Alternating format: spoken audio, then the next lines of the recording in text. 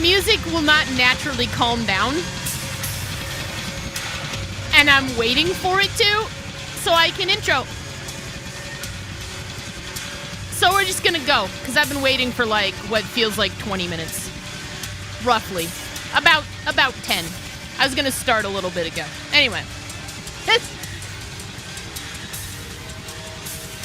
Let's unmute.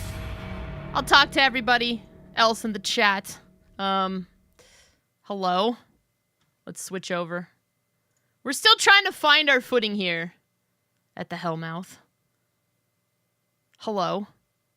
What are you fucking talking about? We are A1 fucking professional. Yeah, totally professional here. We're doing great. We're doing fantastic. 10 out of 10 profession. So professional. I'm still making tea. Abby's making tea, so she's gonna leave for a second, and everything's gonna just go completely down the shitter. And Adam's gonna lose it. And what the fuck are you talking about? He's not gonna lose it because he's too tired to lose it. I'm here. I'm on time. Shut up. It's been. Oh. I think we're all reasonably at fault for how today's gone because everybody thought that we were starting 2 hours earlier than we were, except me, who said 9 o'clock. I am so not at fault, and I defy that position. Everybody Googled like 9 CST and somehow got 4 hours behind. Yeah, I was like, maybe there's some weird, like, I don't know, like some kind of weird time difference-y thing right now. We are, in fact, only 2 hours apart. Yeah, that's what I was going to say. Like, well, not for Adam, but Adam runs on PS. I'm not exactly sure what you fuckers are talking about. It's fucking 3 in the morning. It's okay. 2 hours of fucking part. Yeah, like I felt bad because Adam probably wants to go sleep. No, Yeah. I live on PST. I just fell asleep because I'm a cunt. I mean, I could lie. Stream sometimes, so the time is warped in the Hellmouth. Yeah, that doesn't make any sense. It's fine. Not in the context of this, but it's fine. Yeah. So we scrapped the cameras so everybody else could feel comfortable, like I do, as a slovenly. Literally naked and masturbating right now. Yes, it's. You can't tell because I'm really calm about it. Sick. That's all I got going for me. I'm just. He's It's in the really refractory leisurely. period, and that's why. It's just really leisurely, slow stroking myself off. We're good. Adam, who isn't masturbating naked right now? I also want to say really quickly, if people resub during the stream, thank you so much. I might not catch it. We might be like on a tangent or something, and I might not catch it. Yeah, we'll have alerts soon. Yeah, we're working on having alerts so that everybody has alerts going on during the stream. So. Are we? Yes. Yeah. Yes. All right. It's on my list. Simple, and it's not going to have like a whole bunch of like music or anything playing, but something so that we all know. We are when we're working on that and all that kind of stuff. Yeah. We are working on it in a sense that I have thought about it and I know what I need to do, but I haven't done anything in the way of doing. I've already done all the processing for this. I've already set it up. I'm already ready to go. You guys are just lagging behind, obviously. I built the architecture, and I'm good. Naked and masturbating, move on. No, the best part is he contributed Zoom. That's true. And we're not fucking using it and we're not anymore. using We're not even using it. I mean, you can't see because I've got no camera, but I am literally flipping off the screen in rapid fire right now. Oh, man. I will contribute something else. It's okay. Other than snide. That's like and masturbation. And masturbation. Snide and masturbation. That sounds like my the thing. gold inside of the whole pot, though. The snide. That's like. That's good because I've got nearly infinite amounts of that. That's good. You work with it. If you got it, flaunt it. Yes, I will do that. He's snidely masturbating. That is correct. Masturbating, lips slightly up on one side, you can see some teeth. Like I I said to somebody earlier, I was like, Adam's a little late. And then I was like, then you started typing in the Discord and I was like, oh, it's almost like he heard that. And he looked at his old timey pocket watch with the chain on it. And he was like, oh, heavens, and adjusted his monocle. Betsy. That's what you're doing, but the masturbating. Oh, timey, what are you, living in the fucking future? Or are you just plugged into the fucking Matrix? Don't fucking say it. So what you're saying is the Metamancer cartoon of him in Darkest Dungeon right now with that snide face, that's the face that he makes while masturbating? And like a pocket watch. We have talked entirely too much about Adam masturbating, and now I'm uncomfortable. Apparently that's the name of the podcast this week. Major theme of this podcast, the scary act of Adam masturbating. It is pretty horrible. Who unironically owns a pocket watch. I do unironically own it. What the fuck? That's true. He also unironically owns a cane with a sword in it. Ah! A monocle? What? I haven't actually got a monocle yet because they're a right pain in the dick to keep in. I could have gotten him like a costume one a long time ago. Yeah, I mean they're like $4. I've checked it out.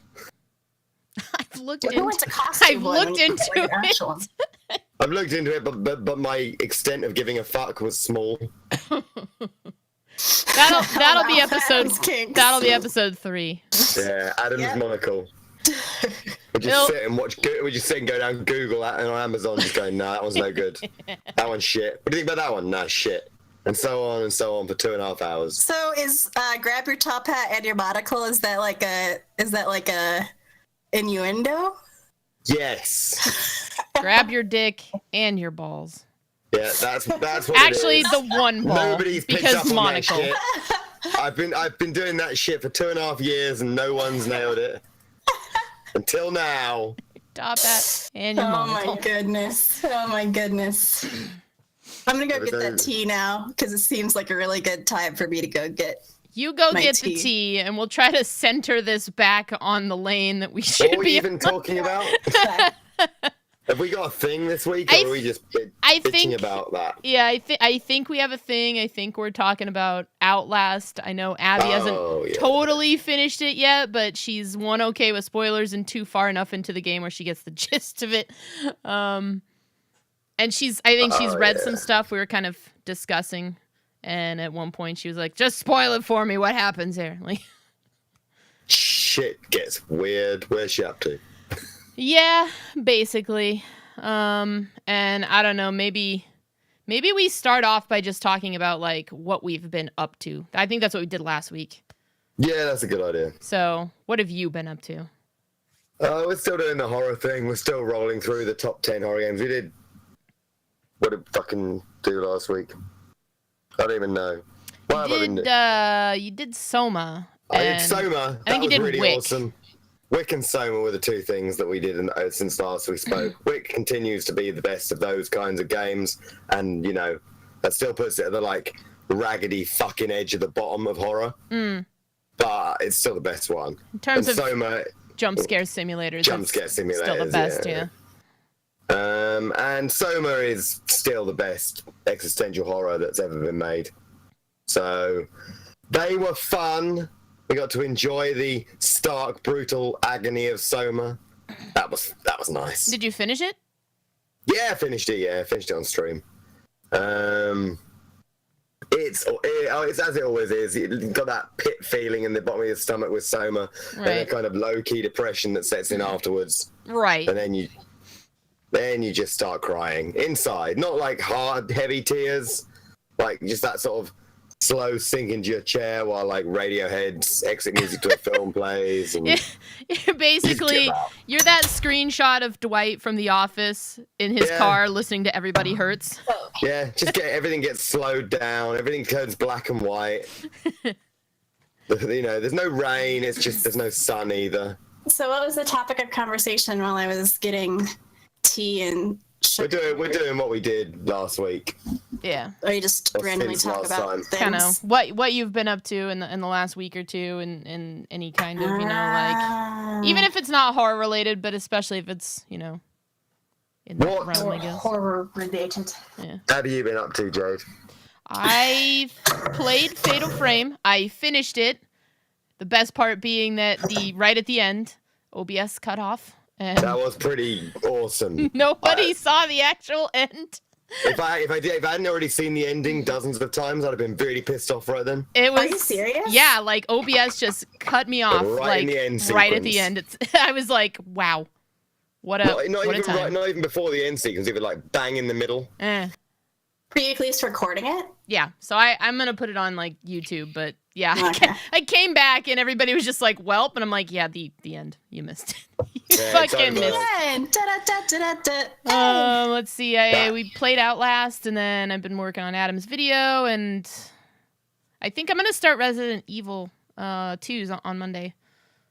Resident Evil that's 2 is a good one. time. Thinking about That's it. a good Between one. that and that Edith Finch game, which I'm a big. It's the mechanically best Resident Evil. that's what I've been yeah. told. Yeah. Choked on crap. I mean, it doesn't have the aesthetic that I like of the first one with the mansion and like everything being kind of enclosed, but there's definitely something to be said about the two awesome storylines and the characters that branch off those storylines and stuff that I like about 2. That's right. I also played the Otomi Resident Evil game. Yes. With the dating sim. Yes, Somebody you made did. a fan-made Resident Evil 4 based from Ashley's perspective.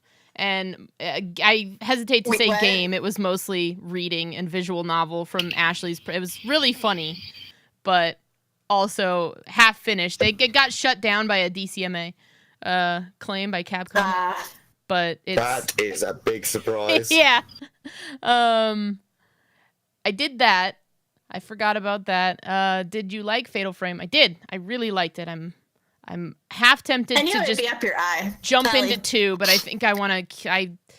When I chain like a series together like that, I get tired of it. So I think I need a break before I go to 2. But I really like Plus, it. Fatal Frame 2 laughs at 1 in terms of Yeah, ability. yeah, that's what I've been told. So Well, the whole It's series, not like 1 is bad, but 2 is such a step forward. the whole series is like Ghost Women, the horror game. So I knew that Jade would be a fan. So- I am gonna play all of Dark Souls. I can sit through those. But yeah, you've been going at that for about 16 casts so Yeah. far, and you haven't finished the fucking game. So Yeah, you know, I mean, I just a nice take it leisurely go through. real slow. Part of the fun is when people come in and tell me that I need to learn how to parry like What, in 30 Dark times. Souls? Yeah. Not if you're wearing Tarkus's armor and And, playing a new game. You barely even need to move. Or telling me that I need to do some other thing that like I'm unenlightened on how to play. I'm just being... Would you just get good at Dark Souls Yeah. already? Would you just It's hurry fucking killing. and play it Kindly. how I want you to? Yeah. Anyway, it's been fun too, but Why can't you be a good gamer like all the other Twitch streamers? I mean, Yeah. come on, I don't know. Jade.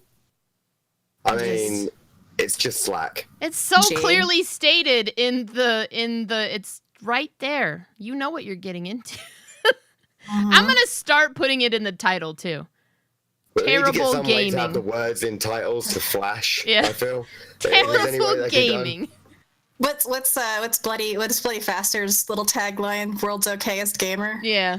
Sometimes I wish I would have thought of that first. Like it's totally. Or I could just Oh, for take sure. up the mantle of world's worst gamer and then see if people actually come and watch my streams. I fat roll because I like the sound of the armor. Yeah. Everybody who's been watching me knows how much I just like the sound of the armor, and I'll run in a circle for 5 minutes just to listen to it. I'm Clank, that clank, clank, idiot. clank, Yeah. clank, clank, I'm clank. that idiot. Well, isn't that the whole fashion souls thing, right? Like Yeah. you don't wear armor to like have the best armor. You wear it to look the coolest Yeah. while you're playing, right? Yeah. Basically. Yeah, but she's wearing Sound the coolest. Tarkus's army. It's all about aesthetics. I look like a tea kettle. As like I a say, Tarkus's armor is fucking not fashion souls. Tea That's kettle from the exact opposite. 1800s. Oh, Just I a have no fucking clue. yeah. Dark Black Souls is an alley I have not gone down cast yet. iron. I fought Priscilla yesterday for the first time, and that was a fun fight because I didn't know what I was getting into. Yeah, Priscilla's interesting first time out the That's gate. the Lady Dragon, right? Yeah. Yeah, the one that keeps going invisible all the fucking time. That's like a one of the twat. ones that was suggested to me as a cosplay. Oh. Yeah. Series. She's one of the few people that actually looks semi-human from Dark Souls as well. Yeah. Jade has had her fashion souls moment. Have you had your Fashion Souls my moment? one and singular one? You suggest I'm done? You still got all of the DLC, right? Yes. I've been kind of getting input from chat to, like, you know, this is the stuff that I do want chat's help with, and often they don't because you'll never find the fucking thing. They don't help. I'm usually like, what do you think I should go to next? Like, I know that I need to do these things, but where do you think I should go next for lore purposes? Yeah. Do what you want. Like, okay. Just fucking go anywhere. All right, thanks. So we're not doing a lore discussion anymore. I'm just running around like a twat trying to find the DLC. Basically, this is like a blind playthrough if I was playing on my own. Thanks for nothing, chat. Yeah. Anyway, that's what I've been. What have you been doing, Abby? Well, I'm still in the middle of my TRP season, so I've been role playing a lot. And then this past week, like that was what I did a lot the previous week, but this past week I've been really like sick. So I was trying really hard to get better so that I could stream Outlast. But when Wednesday rolled around and I still had a fever, I was like, crap. So I just started playing it off stream and trying to get as much of it done as I possibly could. I didn't finish it, but that's okay because we were discussing how it's kind of fun it would possibly be fun to talk to someone who's like kind of in the middle and thick of it. When I'm sick and I play a game that's frustrating, it makes it even more frustrating for me. And normally I don't get frustrated with games. So this one's been interesting. So that's pretty much what I've been doing is role play on my Twitch RP server and then playing Outlast and being sick. What are you role playing as at the moment? I'm role playing a bitchy princess. He said with a loaded question, knowing full well what it was. I'm role playing a bitchy princess. Have you got a particular color that your princess uses? She likes pink. She paints everything pink. Yeah, including like things animals, that shouldn't be painted pink. I've noticed every single dinosaur you have a screenshot of looks like an eraser from like elementary school. Pink. They all look like they've fallen out of a bubblegum explosion. Table that's pink. When she had a boat, she painted it pink. Recently, she started painting people's toenails and fingernails pink. And she runs around the island telling people that they're good peasants and that they should go get her things. Dun, dun, dun, dun, dun. I like playing mean characters. It's fun. All right, so we've all played Outlast 2 to some extent. Yeah. Yes. We should probably segue into discussing that anyway. It's probably. And I want to put this out there that like I've been, because I wanted to try to get as much done as possible. I've actually read about stuff that I haven't gotten to yet. So spoilers are open. I don't care. Well, yeah, and I think in this particular game's case, you're not like spoilers are not going to ruin the experience. I'm gonna put this out there that this is what I think's kind of happening is that something that happened with the Jessica girl, and you guys obviously in chat can tell me if I'm right, or you guys can tell me if I'm right. Something happened with that Jessica girl when you were little. I'm gonna guess that you had something to do with her death, and that all this is kind of like a weird mental thing that's happening around that, or sparking that, or something. That's pretty much what I'm getting from. That is what every right-thinking person thinks if they didn't do what I did today on my stream and swim halfway around the fucking bay to find the true answer. Oh, I gotta hear this. So there is a true answer. Okay. There's a real issue with this game. Like, I think this game is better than Outlast in every way, apart from one comprehensibility point that is so offensive to my eyes that I spent 45 minutes talking about it today with the game pause. And when I say talking, I mean pissing and moaning about. Because there's a document, which some of you are probably aware of, called The Old Traveller. If you're not aware of it, I've just spoiled it for you forever. And any metaphor or, symbolism or stuff that you've been thinking about, fuck that out the window. It should go without saying, you're probably going to get spoiled if you haven't played Outlast 2. Yeah. Because we're going to talk about it, Yeah, we tried to say, this is the Outlasted cast so that people would know that we're talking about Outlast, or Outlast 2. So this is the issue for me with Outlast 2, is that this document is the thing that's supposed to tie it to the first Outlast. And it does tie to the first Outlast in a really explicit way. Yeah. And the document is hidden. Like, you will never find this document first time out. Anybody who says they found the document first time out is just a liar. Because firstly, it requires you to go against what the game tells you to do. Okay. Because there's literally a tooltip that's like, don't go looking around here. Yeah, I know what you're talking about, but not because I found it in the game, because somebody had linked Somebody told you afterwards. Well, yeah. no, they did, but they linked this huge like Outlast 2 story explain thing, and it's this huge thing about, you know, halfway through I was like, why should I have to read all of this to understand the game? And part of it mentioned this document you're talking about, so. Yes, because if you get to the end of the game without finding this document, then the position you're going to be in is the same position as everyone. You read the reviews, they're all in the same position. They're all operating under the same sort of, is this a metaphor? Is there symbolism? Is this a harrowing? What is the situation going on here in this game? Interesting things are happening. And you're like, nah, it's just brainwashing. Yeah. Yeah, everyone's just hallucinating. So do you need... In order to enjoy the story, though, do you need to know the Easter egg of how it connects to the first one? No. I don't think so. I just wanted to know in general if that was like a thing, like if you have like some kind of cliffhanger that you don't. Okay. But here's the problem with this whole point, right? You don't need to know this. If you don't, the ending seems weird, unfinished, and shit. It makes very little sense. It just seems like this kind of vague. You know, you get to the end and probably like me or maybe like you your first time around, you're like, what?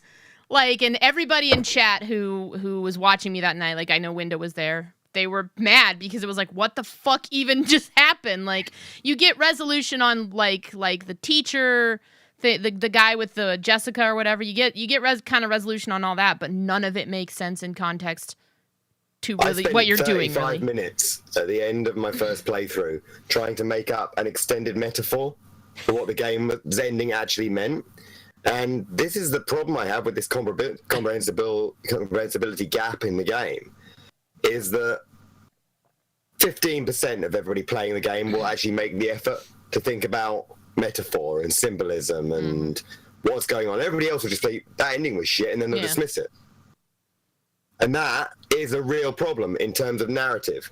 Like, the way it should be delivered is through like a series of like small dribbles throughout the thing and then explained at the fucking end. Or at the very least, have the document be so fucking obvious it's impossible to miss. Yeah, that was one part of the whole thing that made the first Outlast better for me, is that they at least kind of tied it all together with a bow. And with the whistleblower stuff. Yeah, like whereas and that's kind of, we can talk about that later, but we're hoping that maybe they'll do something. Or not whistleblower. What's the name of the thing? I'm actually not. It is whistleblower. Yeah. Okay. I'm actually hoping they don't. If they fucking explain the ending to Outlast 2 in the DLC, I am gonna lose my fucking mind with rage. Because that shit should be in the game. Yeah, that's true. Yeah. DLC is supposed to be just an extra fun thing that's added to the game. It's not made to like explain what you couldn't in the main game. It's going to be Mass Effect 3 all over again if they do that. Yeah. Like dropping behind a paywall the most important lore character in the entire game. Yeah, so that's true. If they do that shit, I am going to spit blood. I'll be really happy if the DLC is something that's unrelated to the main plot, or like Whistleblower, you know, somebody wandering along in the sides or somebody else's story. That's all fine. Yeah. But don't even fucking think about tying it to the fucking Wall Rider company. Yeah, I'm more of a fan of then not DLC. explaining that shit in the game. I'm more a fan of the DLC that kind of explores like other aspects of the game, but doesn't necessarily have to be played in order to understand a game. That's you know kind of what I mean? that's what I'm hoping, is that they go more into, you know, maybe I'm thinking they're either going to tell it from what's her face's side, the girl that you're trying to find the whole Jessica. time, Lynn or Jessica, one of them. Jessica. Oh no, Jessica's the suicide girl. Yeah, or they're gonna like just tie it somewhere into the, you know, the religious cult people. So the twist isn't that Jessica and Lynn are the same person, because for no, they were that at was going to school. be the twist. Okay. All three of them were at school together. Okay. Yeah. Okay. She loved him. He loved not very Jessica. He far loved along. the other one. I'm like, I guess. Where were you saying you thought it was Jade right before the mutants? She's at the area where, if I'm not mistaken, there's a woman standing kind of in the middle of this town, and she's singing and kind of preaching. There's one point where she's holding a baby and she's like singing to it. Marta. Oh, I know where you're at. Babies. Marta's chasing you. Oh, okay. She's really close to where it really starts to get frustrating. Because and it's already frustrating for me right now because I didn't this frustrating thing. I really don't get it. Because I really didn't find any part of the game frustrating.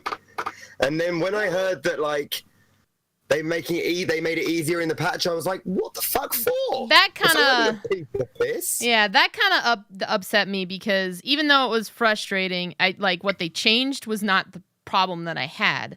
It was the whole idea to it. It was the whole idea that they were kind of suggesting, you should stealth or, find a way around this enemy. They were like forcing you to agitate something that you couldn't defend yourself against. And I just found that a little frustrating. I got over it. I got past it. It didn't ruin the experience, but it was getting there. And I get it, I suppose, but like every time Mara appears, you just run around a corner and then hide and sneak around the other side. She wasn't the problem I had. She wasn't the problem I had. It was the Tyrion Lannister dude. I don't think Abby's seen him yet. The guy with the impeccable aim with the bow and arrow. Fucking tiny mutant Legolas. The one that rides around on the back of another guy. Yes. He's a proper cunt. That one was pissing. That's the mutants. Yeah, that entire area where there was one specific spot. It was right after you got off the cross when you got crucified, and you had to go run to find bandages.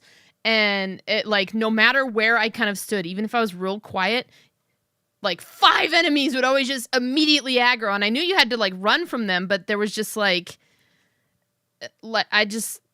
I was frustrated with how I just kept dying because I couldn't seem to figure out what they were trying to get me to do. Do you want me to stealth? Do you want me to just run? This seems like an empty, like a real dead end. Like I just couldn't. I was a little frustrated with stuff like that. Or from that point to about the time where you have to find the rope for the mine, it's just 45 minutes of nonstop chase or sneak. Yeah, most of it for me was chase, but there was sneak, and I just couldn't decide if I liked it or not because in the moment I was frustrated. But earlier on, there was a point in the house where you had to get past two guys. One guy was like walking around upstairs, and one guy had he looked like an executioner, and he was in a basement.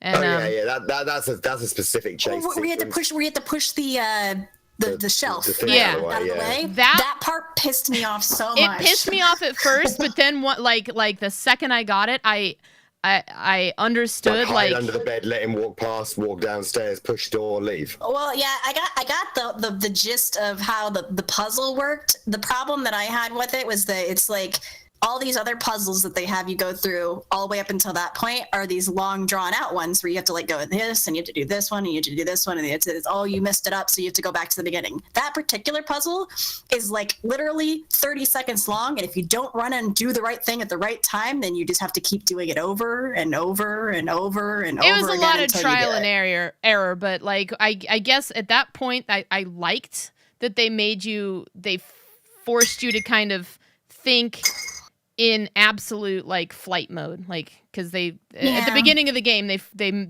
are very clear, like you're not a fighter, so you have to flee, and it's like, okay, I don't believe I wouldn't pick up a board, but okay, I'll play along.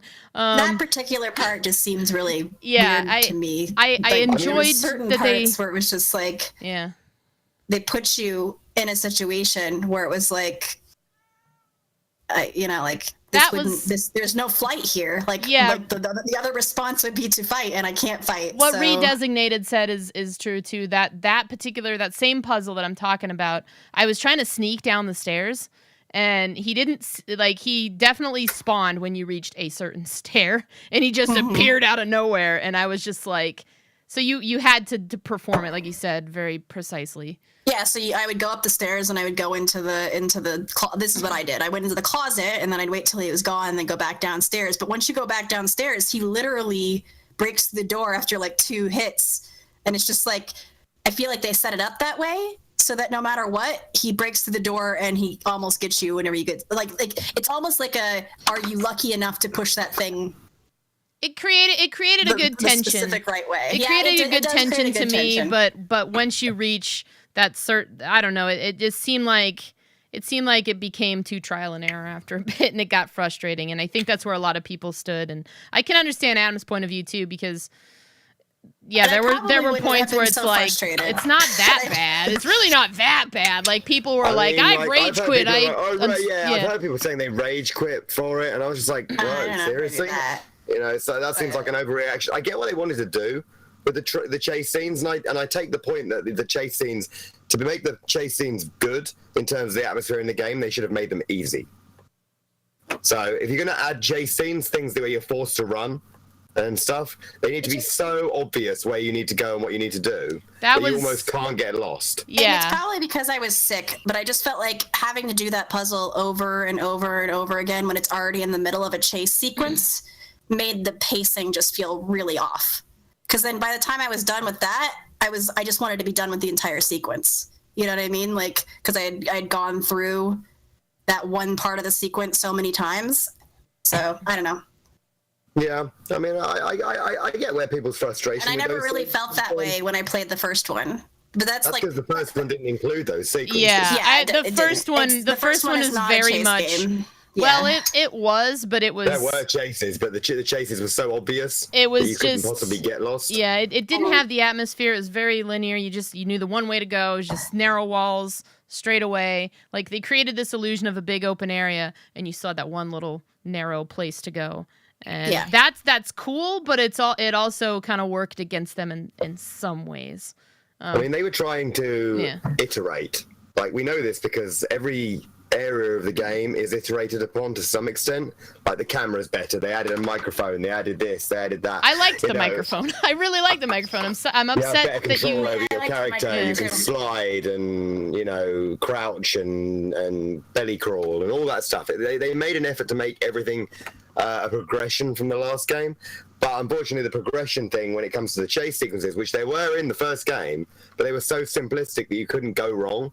Because they added places for you to go wrong. I think that was causing people to be frustrated because some people, I'm very aware, were like me, were like, what? Nothing was wrong at all. And I'm beginning to think that we were just lucky in that we just ran in the right direction. And we're like, what? It was easy. Shut your fucking face.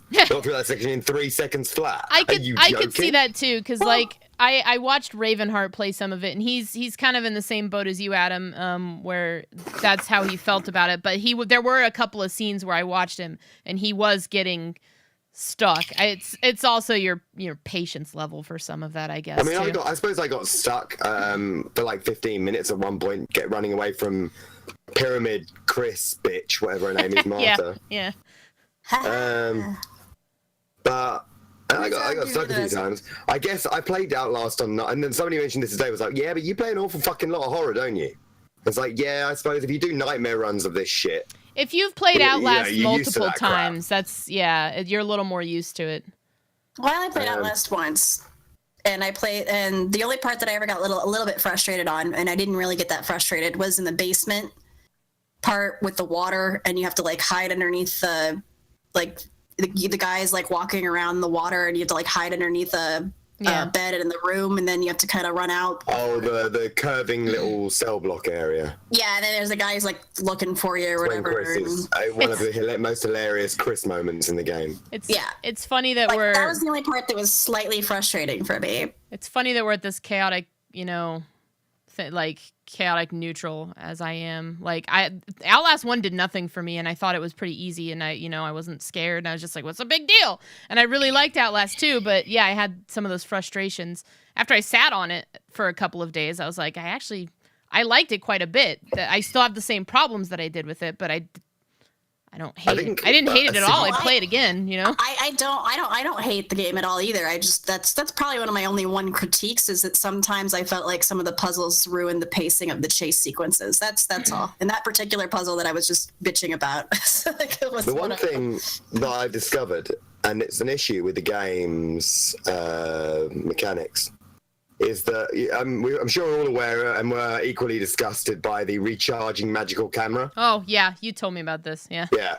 The camera that you die and automatically recharges your battery, making the game almost pointless to go looking for batteries. Just die every section. It'll be fine. Yeah, that I noticed too, because at least, you know, I conserved my batteries and I made an effort, and when batteries were low or scarce, I was afraid, and then once I noticed it, I was like, well, shit.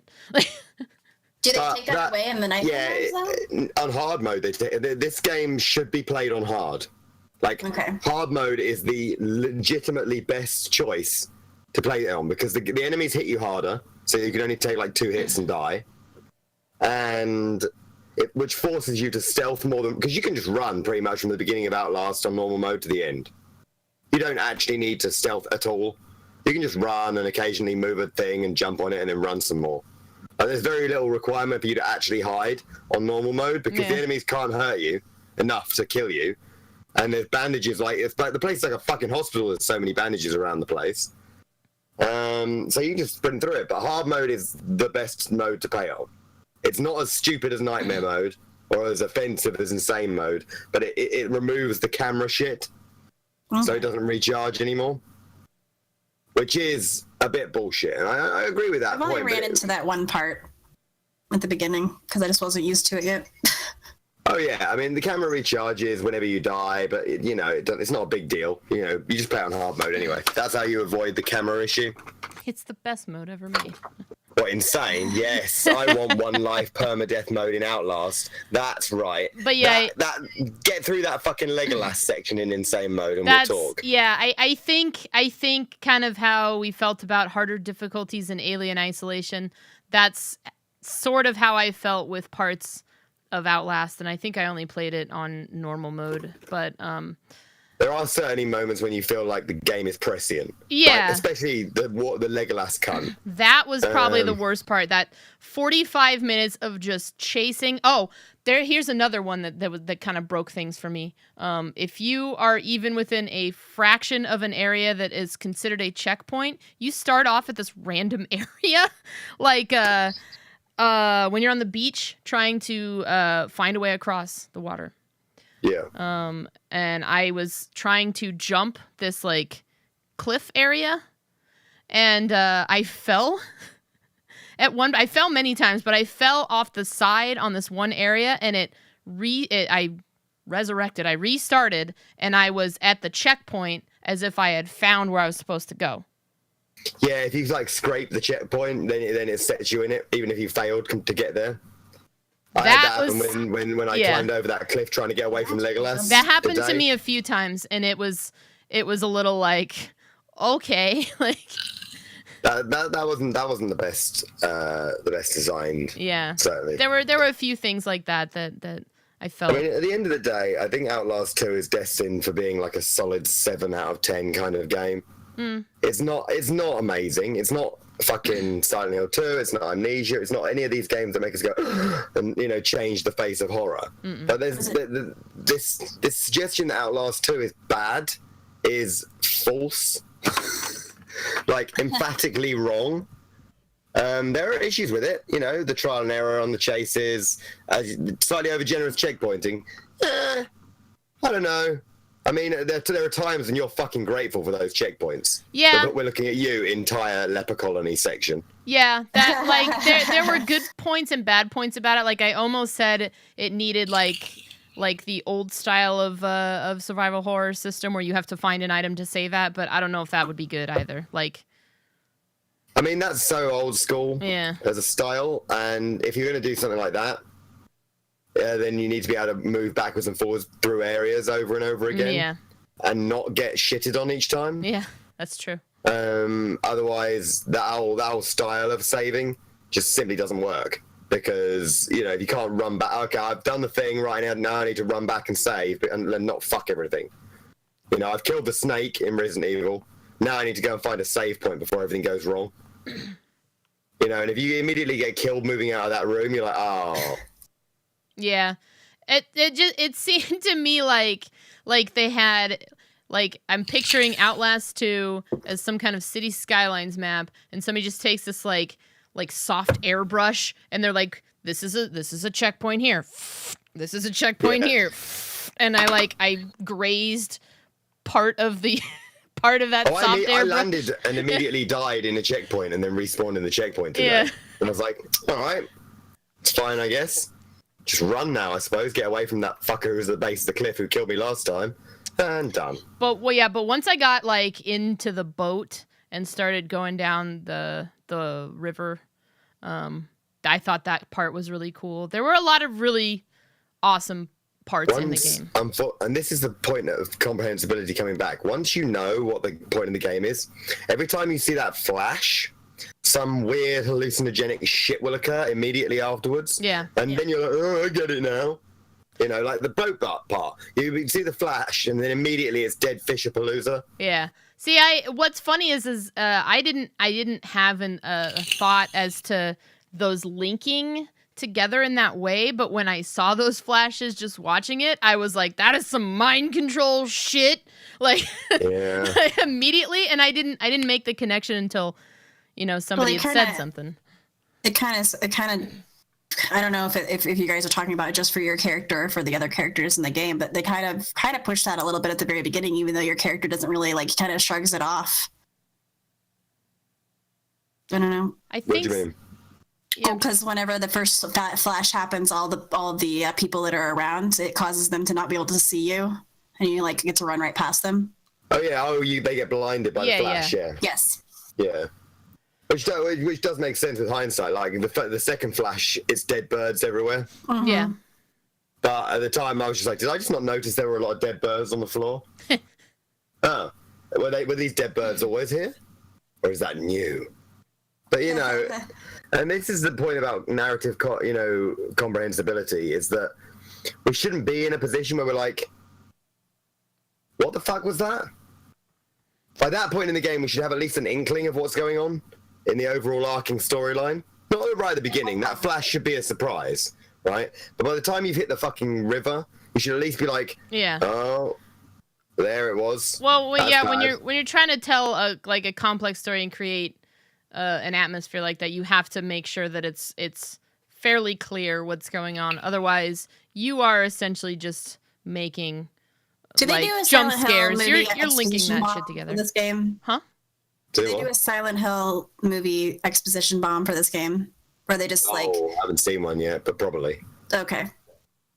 If they haven't yet, they certainly will. Does the main character? I'm just saying, like, there's like that point in the Silent Hill the movie where, you know, you've had everything going on so far. If you're a Silent Hill fan, then you kind of understand a little bit of what's going on in the Silent Hill. It actually helps less in the movie. And then, to be a Silent Hill fan. There's that point where you walk into a room and they're just like, okay, half the audience doesn't know what's going on. So for 5 minutes, I'm going to explain to you everything that's happening and why it's happening so that you're caught up with the story. No, they never really have that moment. They try to do it at the end. Like that. It might be good if there was, but there isn't. They tried at the end because they tried to link together the Jessica story. What happened there?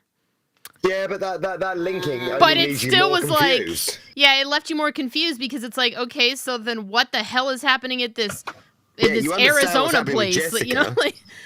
But by that point, in the Jessica storyline, by like 2/3 the way through, you're like, yep, got abused, killed herself. Yeah. Got it. I understand.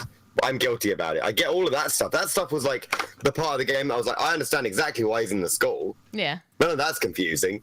You know, we're locked in a guilt-ridden memory. I was more like, cool. What does that have to do with this religious cult in Arizona? Why does this, you know, what does this have to do with the other thing? Why is Plague of Locusts? Yeah. More my question rather than why is locked in school guilt-ridden nightmare. I knew that bit. That bit was like, yep. After like that was easy. Yeah, you can. The hangman those bits don't get connected. No, they do, but because you're suffering from a massive psychic episode from this fucking tower, and part of that because you went to Catholic school and are super guilty about not helping your friend. Yeah. Ergo leading to her suicide throughout the game. Yeah, in random areas. because she killed herself. You're really guilty about You're not just having helped living her. through that nightmare over and over again. Okay. Is the deal, but. And so you're suffering from that as part of the hallucinations. They don't. I was really hoping that they were connected in some way. Other than that, they're not connected. Well, I mean, the Lynn baby is Jessica. You can't become pregnant in 4 hours and then give birth. So the baby she's having is Jessica because then you save the baby and you're with her at the end, rather than Jessica who you left to die. That's a metaphor that is definitely true. That's what they were leaning That's what in they the wanted direction to of do. for that. Yeah, it just none of it But by does the that end. mean It the just whole thing is kind of a Dangerously so. okay. It means the whole thing is sort of like a dream. yes. Yeah. But like you're in Arizona. His way of coping with something Yeah. he never fully coped with. No, she wasn't killed by the priest. She was assaulted by the priest, and then she hung herself. Windowmaker. She was assaulted by the priest and knocked down the stairs, and then she hung herself. I was trying to figure out too because it seemed like she fell down the stairs and maybe the priest made it look like she hung herself. I mean, that's possible, but there's absolutely nothing in the game that reports Yeah, either way. regardless, she that died. could be totally true. She she's died. definitely dead by hanging in some way or whatever. And that's kind of the deal, yeah. And your character It could be that's the case. It seems like died from the fall. I mean, from everything I've read since I've spent the last week reading up on Outlast 2 to try and work out what the shit and what the fuck, and then I found out about the old travel document in my cast and lost my temper. Yeah, I assume just based on how much investigation Discovery I watch that this priest probably made it look like she hung herself when in actuality that's what happened. Like he pushed her down the stairs or something because it's interesting then because that's an interesting way of like trying to cover up for the fact that you pushed someone down the stairs by making them hang themselves because the thing is to be like it's literally the worst way from being suffocated. The reason is at the bottom of the stairs she's all bloody and gross and stuff, and like she's just had her head kicked in. Yeah. And then when she's hanging, she's like super not bruised to fuckery. Yeah. So it has to. So if he is trying to make her look, I think what actually happened, and I think this is right, is that there's actually a time lapse between the two events. So gets assaulted, falls downstairs, heals up, feels bad, hangs herself. That could have been it too, because it was definitely implied that she was being abused by the priest. Well, otherwise she'd look like she was set on fire. You know, she'd look like that. If you can't make, unless he made her up with foundation and no one checked. Yeah. You know, if it happened, if he tried to make it look like a hanging, then what covered up the multiple bruises and cuts on her face? I guess that's the big problem though, and these are small details that don't really matter, but the larger problem is that, explain it! Possibly, Tina, yeah. Explain it to us! This is the issue, yeah. And this is the point I was making today, is that 90% of people will not play this game twice, even if they enjoyed it, because people do not replay horror games. Once you've gone through the horror and the shock of the first time out, well, we do, obviously. Yeah. We do, but most people won't because the thrill is gone. The grand majority of people, once you know when the scares are coming, that's basically the whole game gone. The atmosphere's there. Not for me. Oh yeah, that's when it starts to get fun. But only if you're us. But most people aren't going to play the game through more than once. And if you didn't understand it the first time, you're not going to play it through a second time and look around and try and understand it. And they won't find the document, because I absolutely defy anybody to find that document on their first playthrough. I'm to the point now where I want to go find it just to find it, because I went similar over there today. Similar to the whole PT thing, it's like I want to find this stupid shit and I want to be like, you're fucking kidding me. I found the document, paused the game, and then ranted for 50 minutes today about it. Yeah. Do we want to talk about how it's connected then? Because I kind of want to hear how it's connected. Sure. The old traveler document is all the other documents are like religious doggerel and whining and crying from hillbillies and all that crap, right? Yeah, the old traveler document is written by a scientist. who is noting a particular spike in activity from the tower, and then it rambles on a bit I'm about gonna him pull up wanting to have sex with some woman. I have it on. I'm gonna show it on screen. Oh shit! Okay. It's used by another application. That's great. Hang on. You guys can keep talking, but one of those two things has to happen, Tina. It either needs to be super like driving you in the direction of going to find it, or it needs to be so obvious you can't miss it. Because this document, okay, to picture the area, everybody who's gone through it, you know where the bit where the boat is. So there's the boat, and you walk, as you walk into that section, you see some freakish monster going into the sea and then into the lake rather, and then it says something like, "No fucking way am I going in that water." Right? And if you do go in the water and swim in that general direction, firstly you get exhausted, and secondly you get killed. Right? So the game signposts that you're not supposed to go in the water. But in actual fact, to find this sodding document, you have to go round to the left, all the way round the edge of the lake, and then swim out round a corner, and then eventually over there's the document by a boat. And it's fantastically hidden. So you won't go over there in any way on your first playthrough. One may say it's even an Easter egg. Yeah, well, that's the thing, and you can't Easter egg this shit. Because this is so important to your comprehensibility of the game. The old traveler, this is the thing, because like people were coming into the chat when I finished my first playthrough, they were like, I think it's mind control. I'm like, no fucking way, don't talk stupid shit. And they're like, have you seen the old traveler document? And I was like, I don't think I have that one. And they're like, oh yeah, here you go. And they drop it in the chat. And I'm like, all right, cool. That does make sense as mind control. So where's this? And finding that fucking document is like fucking finding the Ark of the Covenant. Because okay, I see what you're saying about it. It doesn't necessarily, you don't need it to finish the game and understand some of the stories, but the most important part of the game is one of the more important parts of the game is the mind control flashes, and you don't know that it's mind control flashes unless you find this document. Is that what you're trying to say? Yeah, nothing is explicit unless that makes sense. Document. That makes sense. So you can absolutely play the game through and enjoy and if you do, you're just left stuck with some sort of metaphor, because there is like biblical plagues. There's a point in the middle of like near the end of the game where it's raining blood the whole time. Yep. Like not like unclearly raining blood. That's exactly what's happening for about 25 minutes of the game. And you're like, yep, more blood coming from the skies. And this is after the plague of locusts and the dead fish. And you're like, I get it, biblical plagues of Egypt. Yeah. But why is this happening? Is it because you're on a clock like in the Hunger Games? That would have been as tiresome, but as interesting an explanation. And they could have played that shit out 12 just o'clock, is there lightning? I would like that to be the case more than what actually is the case. If fucking smug face turned up with her bow and arrow and saved the day in the last few minutes, I'd be well happy. Smug face in the cat. But it doesn't happen. Her with the jump seat and the snarky face. If she turns up, it would be better. Also, and this is a big problem, you can't have your primary antagonist not be in the game for the entire game and then kill himself at the end. Oh. That is lazy writing.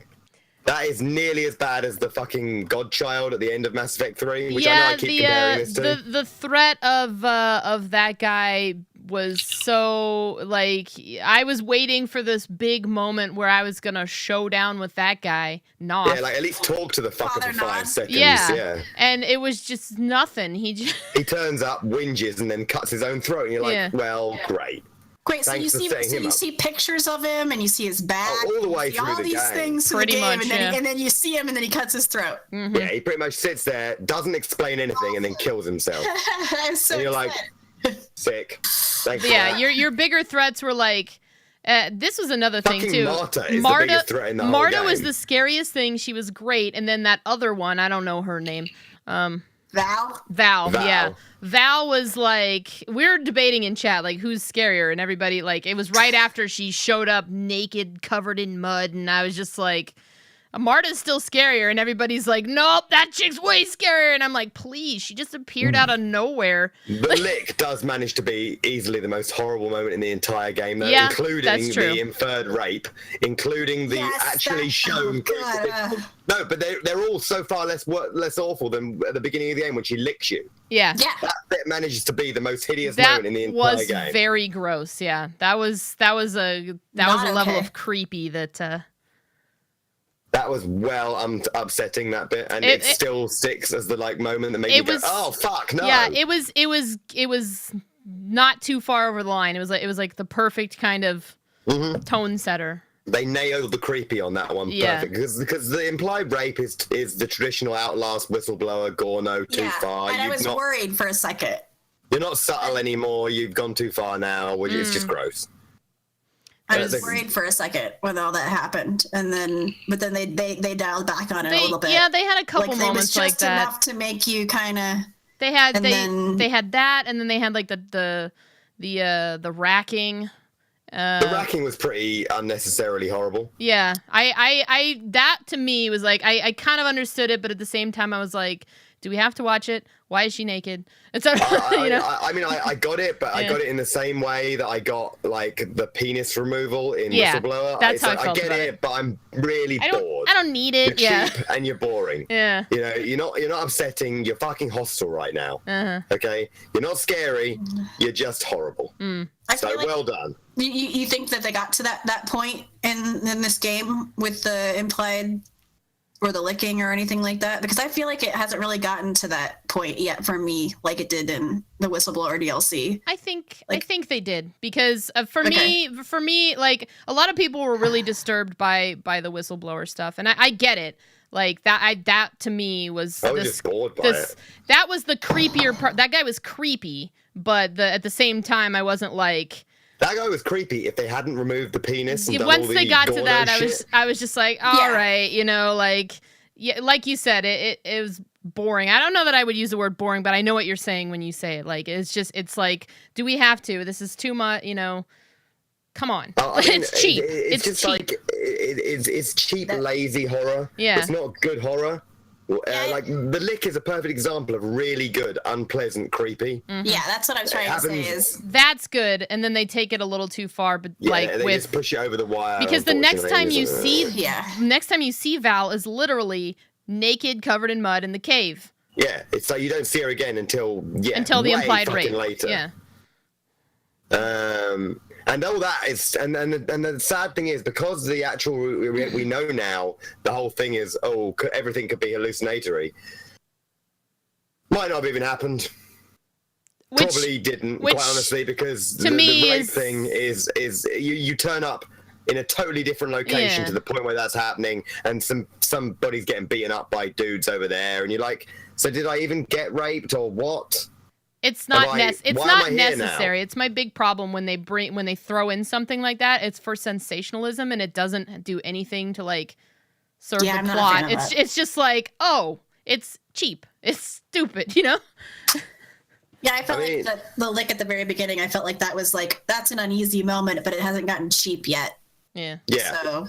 Yeah. Oh, and Redesignated, they love doing that. The unkillable Nightmare Force, they love slaughtering at the end in an overtly dramatic, silly fashion. Her death was weirdly abrupt, because I didn't know exactly what happened. I was like, did she drop her own thing on herself? Everybody was like, oh, no, the cross fell down. Yeah. I'm like, I couldn't tell. She got omened to death. It was so sudden and kind of anticlimactic, like. The Wikipedia article says impaled by cross. For the scariest character in the game, it was a little like. But that same thing, they did that in Outlast as well. They love to do that. Like Chris chases you for the final sodding time, and then you're like, oh, can I just die or something? Because I'm so sick of this cunt. Yeah. And then the Wall Rider pulls him through a vent, and you're like, good. I'm glad you're gone. Yeah. Yep. I'm done with you, Chris. I'm done with your ridiculous. It kind of tends to be a trope in horror games that have multiple antagonists or creatures that chase you, is that because there's so many of them, they don't necessarily all have this like grand exit, so to speak. You know what I mean? Oh, for sure. And there's always the like unkillable Uber Force character. You know, this is the character that it's not even disguised as the fact that every horror game has been aping Pyramid Head since he came out. I kept calling her the Pyramid Head bitch too. Yeah. You know, it's not even hidden, right? Every game that does this, that has the unkillable force, is copying Pyramid Head every time. They're not doing it as well.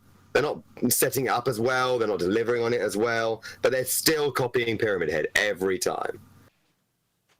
It'd be odd if the whole game is a dream and the main character wakes up from the crash. Yeah, that'd be annoying. But entirely possible because he's not dead and he didn't die in the fires of Revelation because there are no fires of Revelation. There is no baby. Essentially, it's you standing outside and you looking at the sun at the end.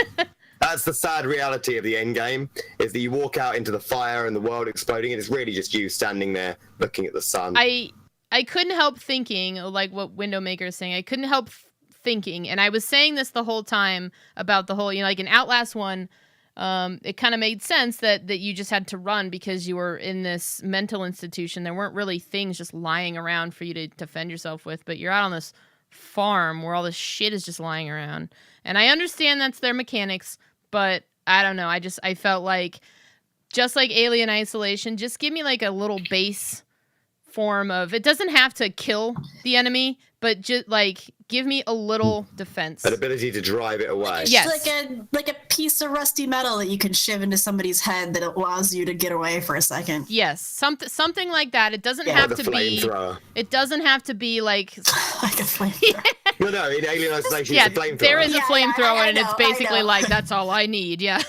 It's just in this game, a flamethrower would have been great, just walking around cooking the beef. Yeah. It's just funny that I go from like a rusty shiv to a flamethrower. It was just a funny transition is all. Yeah. By the way, Tina, yes, the death of the chase monster signals the end game. Yeah. When she dies, it's basically all wandering and cutscene, and then the end. Yeah. There's no more game after Martha's death. Yeah, of course it does, because everyone's... Okay. I don't want to ruin it for Jade, but I mean, that's the exact same thing. That's exactly what happens. He has the death, and then right after that, then... Fine. And then after that, it's basically endgame. But then, you know... That's kind of just a trope of the way that most horror games run like that, though. But that's obviously because of the incredible importance and far reach of Silent Hill 2. You know, that's why all the horror games have that trope. I was actually trying to think of if like Resident Evil doesn't necessarily have the same. Well, it's got Nemesis by the third one. Yeah, but that's the third one. I'm trying to think, like, because the first Resident Evil came out before the second Silent Hill. Yeah, so, they have Lycus, like they have in the Lisa second one that runs around for a little while, but nothing that's like overarching, like the Pyramid Head is. No, it's not until like, Nemesis comes Silent out Hill that they really start doing picked up that. on the whole Friday the 13th. You know, Mike Myers kind of unkillable concept of having the unkillable creature that follows you around or person or whatever. Yeah, well, the Pyramid Head was very well, you know, delivered in that regard. Like and then obviously ruined forever by Silent Hill 2, the second movie. Because in Silent Hill 2, the movie. Wait, there's a second movie? Because I don't. Even though I'm a Silent Hill nerd, I don't even acknowledge it. We don't acknowledge the second I Silent Hill movie. I feel like Abby heard about it and was just like. No, I've watched it multiple times. Oh no, we've seen it. We don't acknowledge it. It's not a thing. It doesn't exist. It's not canon. It's like because Pyramid Head is your fucking protector in that movie. I saw a really fucking funny YouTube video of somebody, and they're actually, whenever Pyramid Head turns up, they play that Enrique Iglesias song, that I can be your hero. And it's so dead on, because you're like, he actually turns up, and at the end of the game, it's fucking like Claudia Wolf's there and not eating fetuses, but she's there and being, sadly, yeah, the saddest part of that whole movie, man. I just wanted to see Claudia eat a fetus, and I did not. There was zero fetus eating, and for some reason, she turns into a blade monster at the end for whatever reason. Like, that doesn't make a lot of sense. Turns into the Hellraiser. Yeah, she turns into fucking the Cenobite. But then the point that makes me want to actually vomit inside my soul in that movie is the bit when she goes to kill fucking girl who should have been in Silent Hill 3 but is actually in this one. She goes to kill her, and Pyramid Head blocks. They just cut out the second one. Yeah. They just didn't do Silent Hill 2. They did. Pyramid Head blocks the strike with his cleaver, and I just want to die. I mean, that moment in the movie makes me just want to That's a punch kittens in the face moment. Because you're just sitting there in the movie and you're like, God, it's a great thing that I'm not a huge fan of Silent Hill and haven't been like playing the game since I was like 13. Otherwise, I'd be really infuriated right now. Most Silent Hill fans that I know, that I'm like friends with, that are like huge Silent Hill fans, we watched that movie and we kind of just laughed to ourselves about it. Like, there's a whole meme about like the Pyramid Head, like doing the crank that makes the carousel go around. That you could go to You Demand Now, dog, and like there's like music in the background with just that image of him just continuously pushing the crank. So I mean, like we take it tongue in cheek. So it's all. I'm still reeling from the fact that the second movie actually gets its continuity wrong from the first movie, let alone the game. Yeah. It's like, but no, you said witches. It was witches. When you lied in Silent Hill 1 and made it as witches and fucked Daria Gillespie into the ground, fine. I was angry then, but I got over it. But you've just changed it again.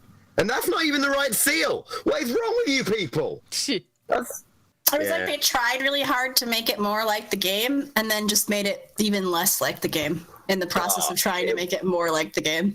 It was gut-wrenching to watch. But yeah, in the Outlaws... Kit Harington, that's the movie that I realized that... continues to be hilarious, but whenever he's trying to be serious, afterwards. He has his mouth open. Yeah, I didn't actually notice until, like, watching that movie again relatively recently that it was even him. I was like, oh no, Jon Snow's in this movie as well. That doesn't help. And he's playing a character that's nothing like the character in the games. Like, he could not be further away unless he took off the waistcoat. It's probably because he couldn't cut his hair for Game of Thrones and stuff. So they had like, because he could have been an okay Vincent. Of course, I've watched the Silent Hill movie. I watched it. I watched the Dungeons and Dragons movie as well, and that shit. Yeah, I saw the first one like a long time ago. We watched it like a year ago with Patreon. Oh, nowadays I watch it for fun. And I have a hard time with the video game adaptations to movies in a lot of cases. Oh, and they're rarely good. Silent Hill, the very first movie. I didn't hate that one, but I was also like, yeah. I feel like that one was a really good adaptation until like the last like 30 minutes. I mean, but they changed the name of the main character. I don't even care about that. Like, but here's the thing, and this is why it bothers me, because if you haven't ever seen Silent Hill, you don't care, right? No frame of reference. So the only reason to change the name of the character is apparently to just piss off the fans. Yeah. Like, there's no other reason. It doesn't serve anything. I've watched the document. One of the major reasons the writers changed it is because they thought that an audience would understand the connection between a mother and a daughter better than a father and a daughter. I know, which is actually super insulting. Because the first game is one of the coolest things about it is that it's a father-daughter. The father love, rather than doesn't really get touched on in movies very often, but that's one of the reasons that they did that. And I think originally that the idea was, because they hint at it in the second movie, which isn't based on the second game, was that and I think they completely ditched this whole idea whenever they made the second movie, was I think that what they were going to try to do was they were going to try to connect it to that Sean Bean would be James looking for his wife. That's what they were kind of like aiming for. But then when the movie didn't do as well as they wanted it to, they didn't write another script until somebody else was like, hey, we have this idea and we're going to fund it. And so they made the stupid shitty movie as a second movie, not I mean, but and also the other thing I suppose we need to remember is that certainly in those franchises, and Resident Evil is very, very guilty of this as well. They have a habit of going, oh, so you want a character from the game? Oh man. All right, well, we're gonna give this character the name. Oh my god. I recently saw, and it was only because it was on like Sci-Fi. It was one of the later Resident Evils. I don't know how many they've made at this point. There's 7, but they're all shit. Yeah, it was like 6 or 7, and it was at the point where they basically had added every single character in from the games. Actually, the last Resident Evil is the worst offender for this shit. Because Leon and Barry. Yeah, I think it was that one. They had every single character from the game, plus like they were bringing back characters from the first movie, and then they had Mila Jovovich there, and I was just sitting on this couch like, what the fuck is happening in this movie?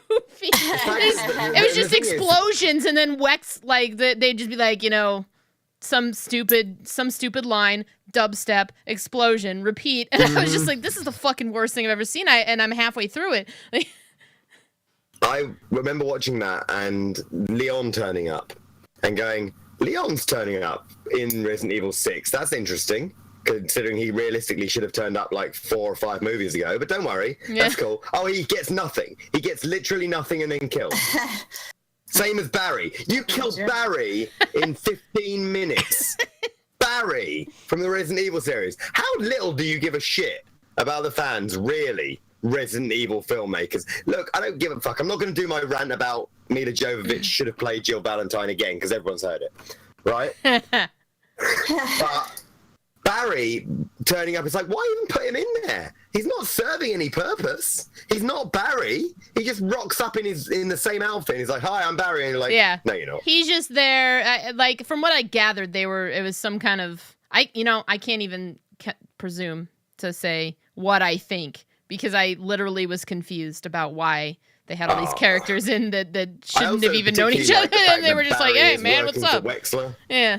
It's like, working for Wexler, so not a STARS member, all right?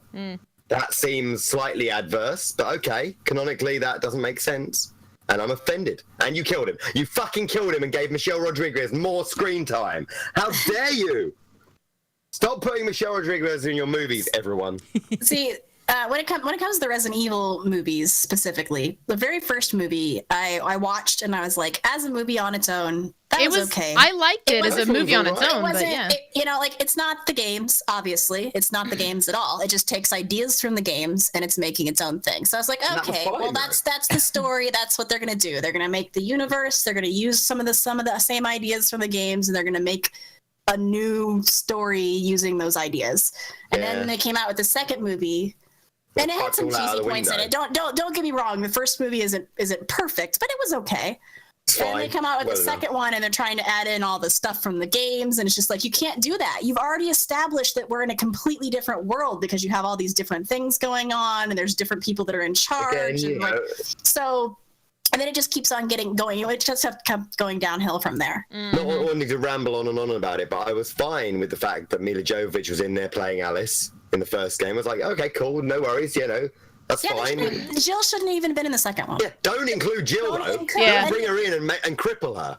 That's the problem I had. If you want to include those characters or some kind of like connection to those characters, or just like a whatever, Easter egg them. Don't put them in the actual movie. Do it. And it's worse than that, because Jill is badass as fuck. When we watched, when you watch X-Men, and then you're looking on the computer and they're like, oh, there's Gambit guy, blah blah blah, and it's in the background. And you're just like, yeah, that's my favorite character. He's right there, but the movie's not ruining him. Yeah, like in Spider-Man, like. Prior to the Redux, Crocodile, the Crocodile guy turns up in Spider-Man, the ones with Tobey Maguire. He's like one of his professors. He never becomes the crocodile or the alligator or whatever the fucking, I don't know, Spider-Man. Okay, but there's a character in it who would feasibly become the crocodile based upon his name and his position, and he's like mates with Dr. Octopus. Sure. You add in little Easter eggs. I like to think of it as. Thank you, Jay Dizzle. I like to think of it as like how The Walking Dead kind of handles their different things. I'm gonna disregard the TV show a little bit because I'm not crazy about the TV show, but they have the Walking Dead like Telltale games, which run separately, and they might bring up little things that imply. Like Glenn's in the first season, or like Michonne kind of gets brought in. Yeah, but they don't fuck it up. They don't fuck any of these other things up, in the process. They reference them maybe. Canon and how it fits in. Yes. The thing of it was, actually put the character in. It actually looked like in the Resident Evil series, and I don't know if anybody else feels like this, but it actually looked like they went out of their way to spit on the fans. Rather than just like accidentally fucking it up. And I'm going to use the Resident Evil 2 as an example of this. Jill Valentine is scary as fucking badass for 40 minutes in that film. Yeah. She's like dead on hitting everyone, one-shot pistols, and you're like, this is sick. Jill Valentine, come on. And then bitch fuck jumps through the church window carrying 2 shotguns, and you're like, oh, Jill can no longer hit anything.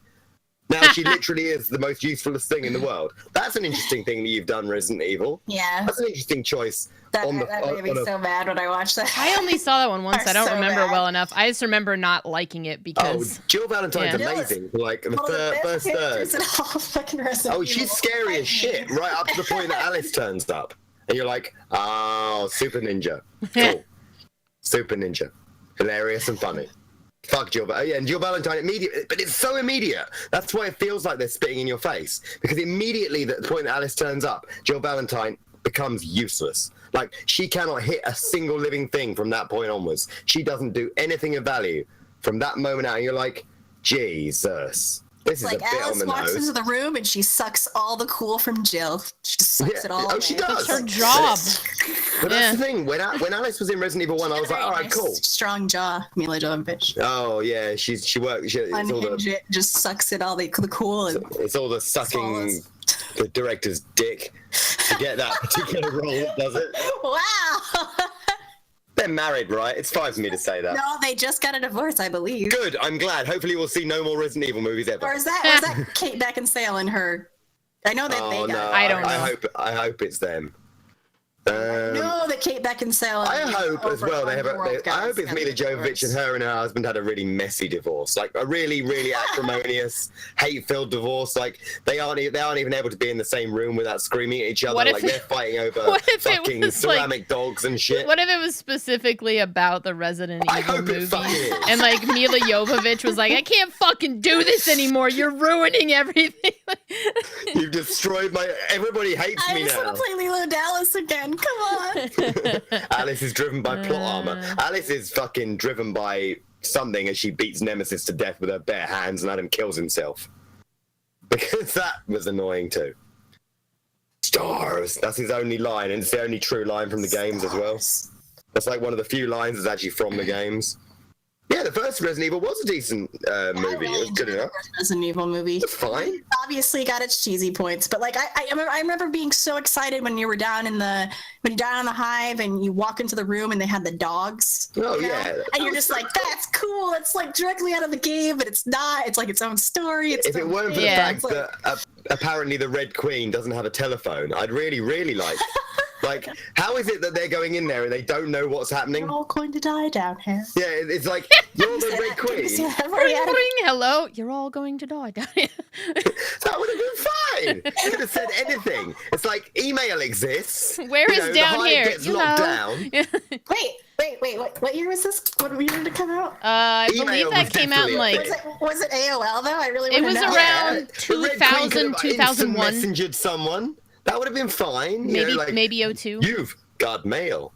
You know, that would have been okay. I would have That's what I want to know. I want to know if you had that would have been fucking fantastic. I would have even laughed. But no, they all go into the fucking hive and they're like, the Red Queen went homicide. And it's like, don't you know what happened down here? Did the Umbrella Corporation just not tell these guys? Because that seems counterintuitive. Turned into Scary Movie all of a sudden. Yeah. Where they're mocking the ring and hello, Cindy. Can I speak to Cody? And I'd have been fine with those movies are great. Can we do that as a sub movie night sometime? Jane? I think we should. Scary Movie's good. Yeah.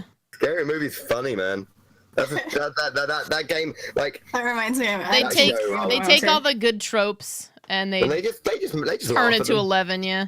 There's nothing subtle about that movie. There's nothing deep. It's just a laugh. Also, Anne Faris is in it, and that's always worth it.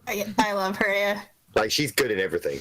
Yeah, pretty much. I think one of my favorite parts is where they it's the second one where they're like they separate in the mansion. That's the one with Chris, what's his fuck as the wheelchair guy, right? Yeah, David Cross is the wheelchair guy, and Chris, what's his face, is the tiny hand, yeah. Yeah, and he's such a good actor as well. Why is he going to be known for that? I know. That's going to be his legacy. What's her face is getting chased by the skeleton. And her friend is like, what the fuck? It's a skeleton. Would you run from Calissa Flockhart? And she just like throws something like a paper cup at it. And it just falls over and goes, ah. I love those movies. I enjoy the scary movies. Jokes. They're topical. That doesn't date the shit out of the movie at all. Exactly, doesn't it? It's exactly what I was thinking. Calista Flockhart done anything in the last... chat right now that are like, who's Calista Flockhart? Yeah, there's a lot of people who probably don't know who Ally McBeal is, but yeah. In 15 years, other than have sex with Harrison Ford as he gets progressively older, somebody has to take care of him, okay? I mean, at this point, he's like 80, 90 years old. So she must be in her 60s. When she married him at the age of 12 when he was 55. Hellmouth, where we talk about 90s TV shows. Could you imagine if they ever did like an Outlast movie series, though? Like, they'll loop do it back to and they'll Outlast. fuck it into the ground. Yeah. It'll be fine. I'm looking forward to it. I'm ready. I'm already ready to be like. They're gonna fuck up a found footage movie. That's exactly how it's gonna be. I'm already ready for Alien Covenant to suck. I'm excited by the pain in my heart of Alien Covenant. I'm looking forward to another shit Alien movie. That comes out next weekend too. 2 weeks. In 2 weeks. Excited. 2 weeks away. 2 weeks away. Oh, for me, it's like a week. Alien movies, just give it to me. Please. I haven't had enough Alien movies. As long as they're not as bad as the third one, then I'm good. Oh, what, like the fourth one, which is worse? Well, that one's worse too. But I'm just saying anything below that one. I recently like, watched Resurrection again, and I was like dying at how because I was introducing it to somebody. I was like, they're gonna turn it up to about like 400 here in a minute. Just wait, you know? Like, it's gonna kick, and then the thing getting pulled backwards through the hole in the ship, and you're like, this isn't an Alien movie. What is this? Did I start watching a trauma movie? Is that what this is now? I feel like I've fallen into like the Toxic Crusader. It's about at the point where she finds the matriarch, and that fucking dude who plays Wormtongue in Lord of the Rings is like, fun. His face is there, and he's just like, you gave her a human reproductive system, and the alien baby comes out, and it's got the face of Sigourney Weaver, and it's like,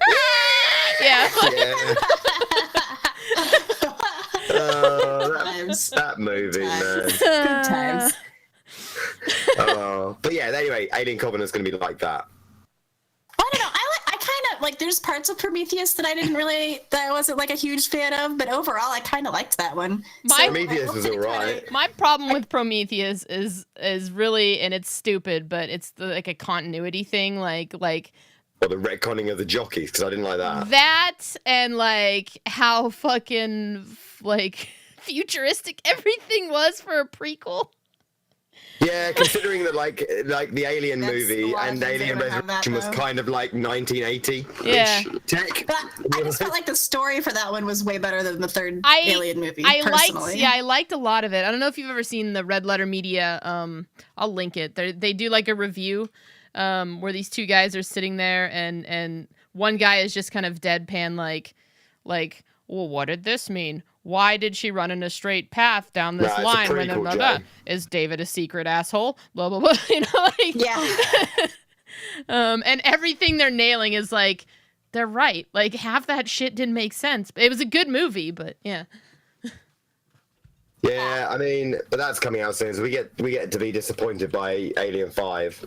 So that's cool. We never got Earth War, which we were supposed to get, which is why they're actually landing on Earth at the end of Alien shit.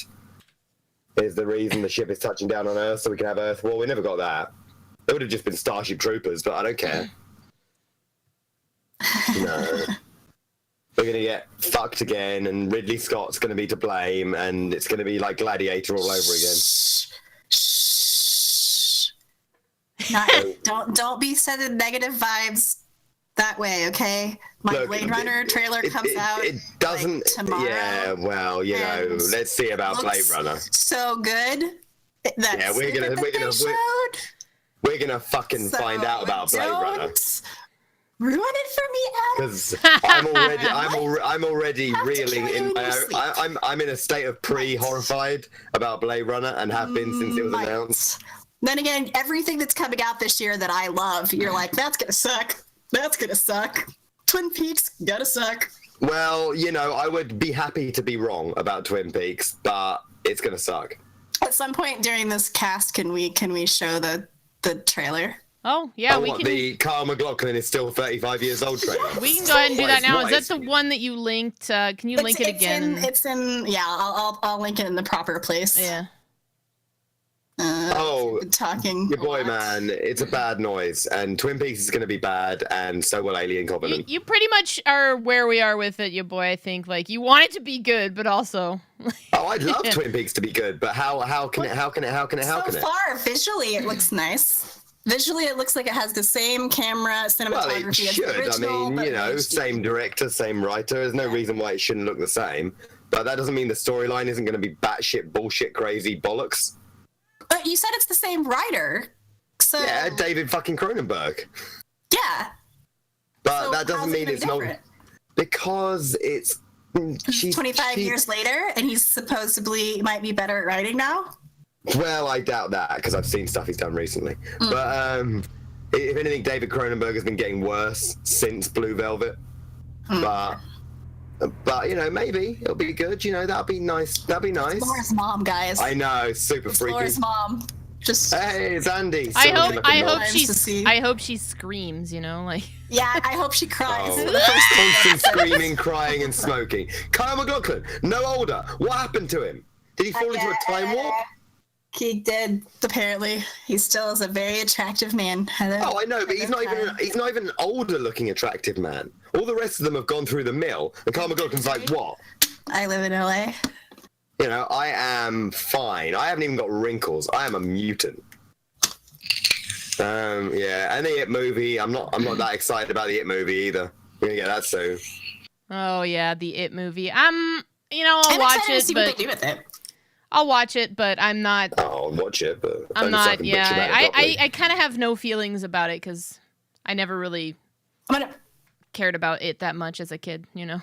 I'm going to bring this back a little bit, though, Adam. I'm going to bring this back a little bit, though. We were discussing last week how you thought that Outlast 2 wasn't going to have any new mechanics. It was going to play off the same storyline ideas and all this kind of stuff. And now you're saying that you actually kind of enjoyed it. And I'm happy to be wrong.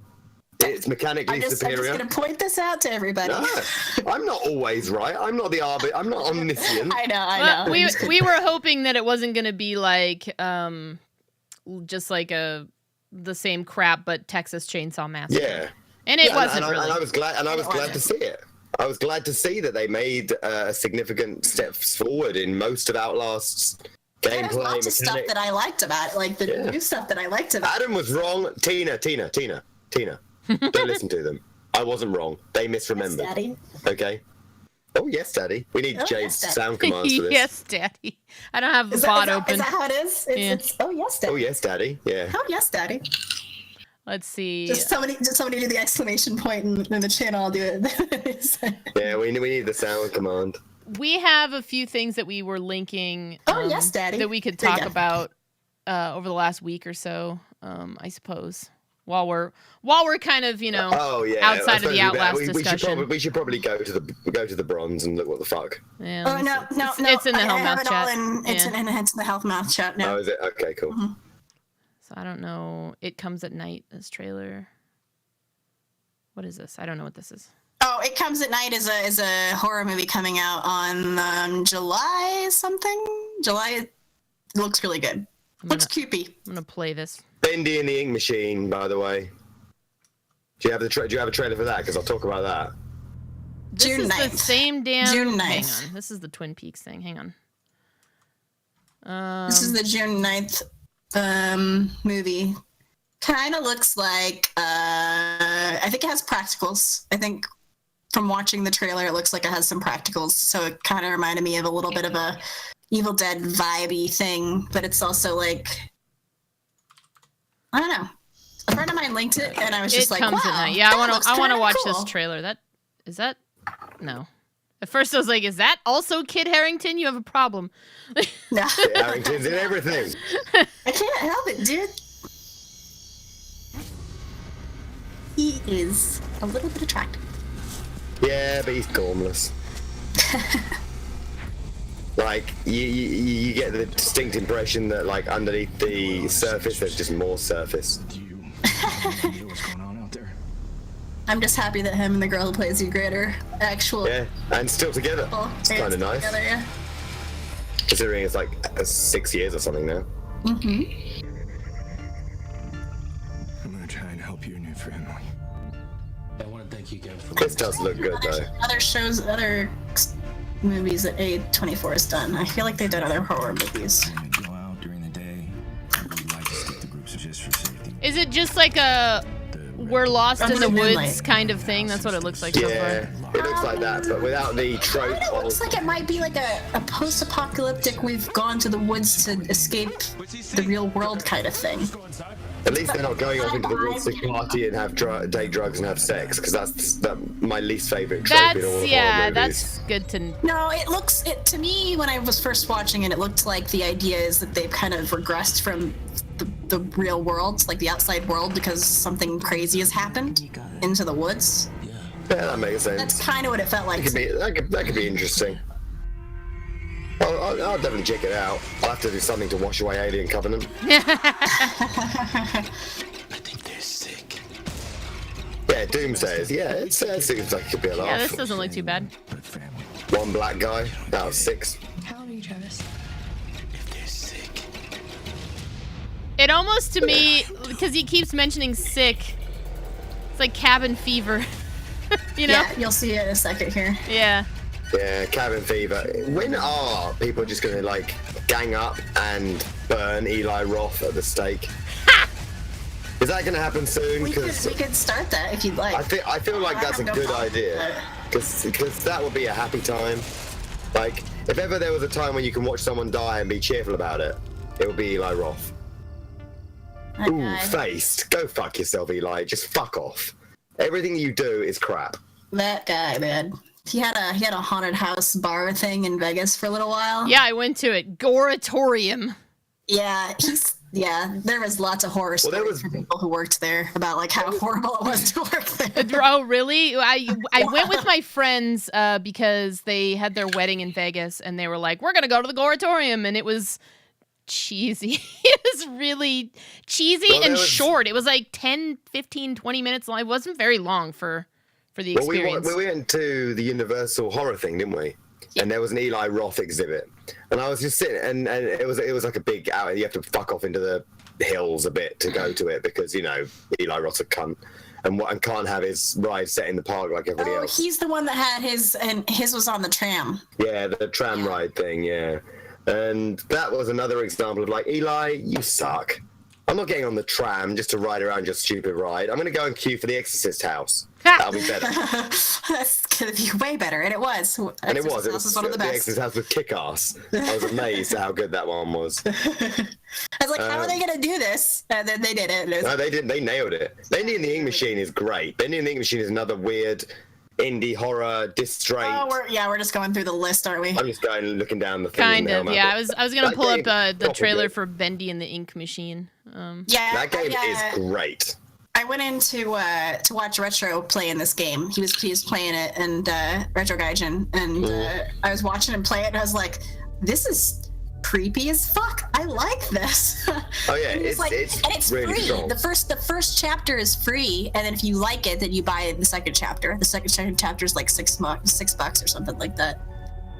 Oh, it's really strong. Looks and it's really another good. Of these wonderful, creepy, off-center, offbeat horror games that we're getting more and more of. If we could, I'll try to play it. We got a couple weeks, so. Yeah, and it's not a very long one. So that's the other nice thing about all these games. They're coming out and they're like 5 hours long, which is great because it means they're not filling it with shit. They're not trying to pad it for. Yeah. They're quite happy to make it the length that it is, and then that's the length of the game. And it's fine, Gone is this. It's seemingly an indie horror anyway. Is this desire to pad it, and Alien Isolation is the worst example of this, and it's not an indie horror, but the last 5 hours of Alien Isolation is very tiresome. Yeah. Whereas it's just not a thing anymore. They're actually making the games, and they're like 4 hours. Yeah. You don't need it. Little Nightmares, which is also here, is another one. It's like 4 or 5 hours long. Very short, very lovely, very, very creepy, very offbeat, very off-center. Again, it's really, really worth this kind of game becoming the norm in horror. like little experience horrors, so much better than It's a some lot sort of better. padded mess. It sticks with you more because The stylization of it. Yeah. That's one of the things about the Little Nightmares thing that really got me was the cook guy when he's cutting the meat and the stuff in the trailers, and the way that he looks is just like, it reminds you of like that creepy American McGee's like Walrus and the Carpenter kind of like pity your stomach, this guy is gross, and well, you know what I mean, kind of feeling. So oh, absolutely. But this is becoming more and more prevalent now. We're getting an awful lot of European development houses, and by European I mostly mean Northern European, like Swedish and places like that, that are sending out more and more of these little weird, creepy, kooky horror games, and they're just great. They are at the moment they're saving the genre, because the big stuff is either being sensationalized or just it's being pushed out or padded with crap. It's and I mean, this is something it's just we haven't not as mentioned good. about Outlast. Is that how could Outlast? It's the same problem that like Tides of Numenera and other games have. How could Outlast 2 ever live up to the hype? How could it ever have been the game that we wanted it to be? That's true. You know, and that the first one. Yeah, because the first, not like the first one's that good. You know, it should be in a top 10 of horror games. You expect it. Yeah, you expect something from it because you've played the first one. Yeah, and we're getting. I mean, the hype machine is a problem. Yeah, it's proper interesting, you know. And the thing is, the word is interesting. It's not the same. I mean, the game is fucking Maniac Mansion. It's a little puzzly thing. You wander around, you skip through things. There's puzzles. Little Nightmares is. Yeah, Little Nightmares. It I'm plays gonna love a lot it like then. that. You know, basically everything is like a 1 or a 2 or a 3-piece screen, and you just navigate your way around using the environment in much the same way as I Am Bread, but not shit beyond belief. You know, but these games are so fascinating, and Pinstripe is on the one. Oh, that came out yeah, I relatively played that recently. one recently. That was a really good one. And despite the fact that PewDiePie's in it, it's really good. That's a horror one? It's kind creepy of weird. It's got It's a not creepy really a horror. weird kind of. It's not horror in any real sense. It's more like somebody dug into Corpse Bride and then made it again. You're basically a dude whose daughter got kidnapped by, it's implied that it's the devil, and you're going to hell to find her. So it's basically the themes are kind of a puzzle platform type thing. But look, if you look at the way that he walks, it's so Tim Burton. It feels like Corpse Bride, and it deserves recognition. Don't Starve. Well, quite. It's a cute game. It's nice. I liked it. Yeah. And again, all of these things are being developed by like 1, 2, 3 people. They're not massive houses. They're actually living their vision. You know. And the Kickstarter thing about this is what's, you know, allowing this kind of thing to become more and more of a presence. Yeah, I'm really glad that like people didn't get put off by the fact that the first generation of Kickstarters were like starting off. You know, like they were trying to figure out like how exactly you use the platform. So you had some of those specific games or whatever that kind of, you know, petered out. You know, you have like your Mighty Number 9s, or you have like games that didn't really fulfill all the requests that they wanted or whatever. I'm really glad that like now that people are learning from those, that Kickstarters really is kind of pushing these really great indies out into the world. I mean, this is where horror's at right now, because, you know, things like we've got Agony, we've got Scorn. There's a few interesting horror games on the horizon, but there's not one AAA horror game on the horizon. The closest is Prey. And Prey is just a System Shock rip, and System Shock was never a horror game. Yeah, it was always. Prey is not. I've not heard some good things about it. I mean, I've been playing it. No, I haven't played it yet. I can't be fucked.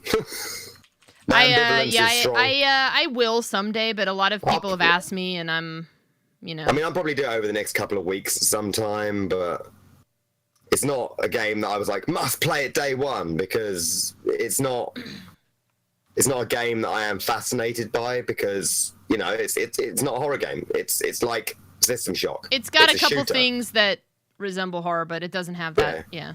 It's an action shooter with horror elements. It's that edge of the genre type thing that Dead Space does. Exactly. I mean, it's sort of like BioShock. Yeah, it's like BioShock. It's exactly like that kind of concept. You can fight really effectively, but there will be some creepy stuff. Dude, you got like we're seeing on the eye shit for a start. You can stop. That's all right. We don't have that.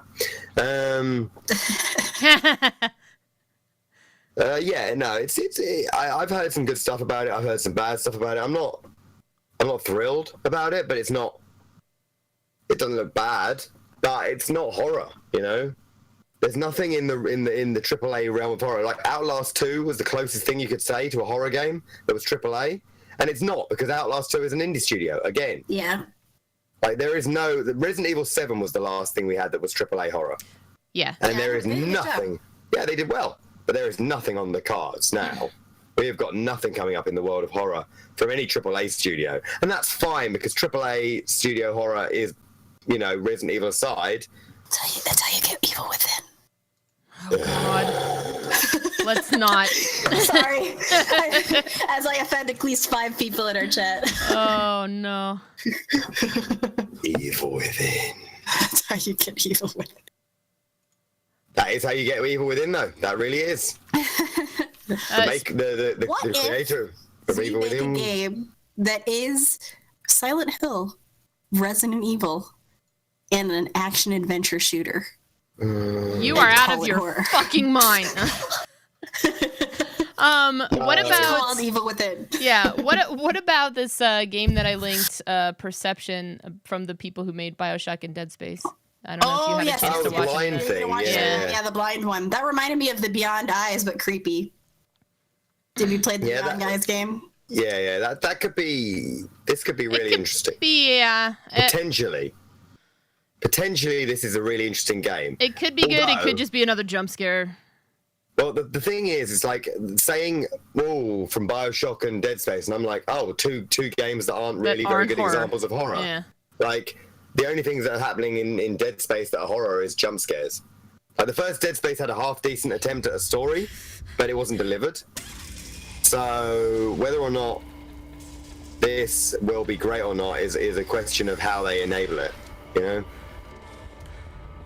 But tell me about Frictional if you want to talk about fucking or Konami. They're good at horror games now, right? I think that the next game Pachinko I'm making is probably a soccer game. Or what kind of pachinko machine? In England, football. What kind of? Yeah, this game looks interesting. It looks interesting enough for me to check it out. It's definitely worth playing. Yeah. The thing is that I feel like in horror there isn't anything we won't check out because we're so desperate. Yeah, pretty much. Anything that even mentions horror, you're just like, it's almost like must buy, must play, must find out. It's almost like try me, let's go. What about this Project White? Go ahead and keep talking first. Thing is, though, it's the weird that is becoming interesting right now. It is the games that like these, like the games that like Distraint, like Bendy and the Ink Machine, like that other one that we were talking about, Little Nightmares. These are the games that are taking a concept and they're doing something new or interesting, or even if it's not new, they're doing what they want to do. It's kind of coming out of nowhere, and you don't have it. There's not hype surrounding it, so there's no bar of expectation. Way lower, so it's like, this is fun. I'm enjoying myself right now. But the thing is that all of these games are super passion projects. You can feel the passion because they could not give two tiny fucks about the genre. They know that they're in it, but they don't care. And that's always where that's where I always think you get the greatest games, though. That's the greatest kind of streamers. It's the greatest kind of entertainment. It's where you see these people and they don't give a shit, like, if you like it or not. They're just there to have fun, and they're making something that they are having fun with. And it turns out that, guess what? Tons of other people are going to have fun doing the exact same thing. Oh, for sure, but this is where it is now in horror. And Resident Evil is a good game. Like, there are issues with it.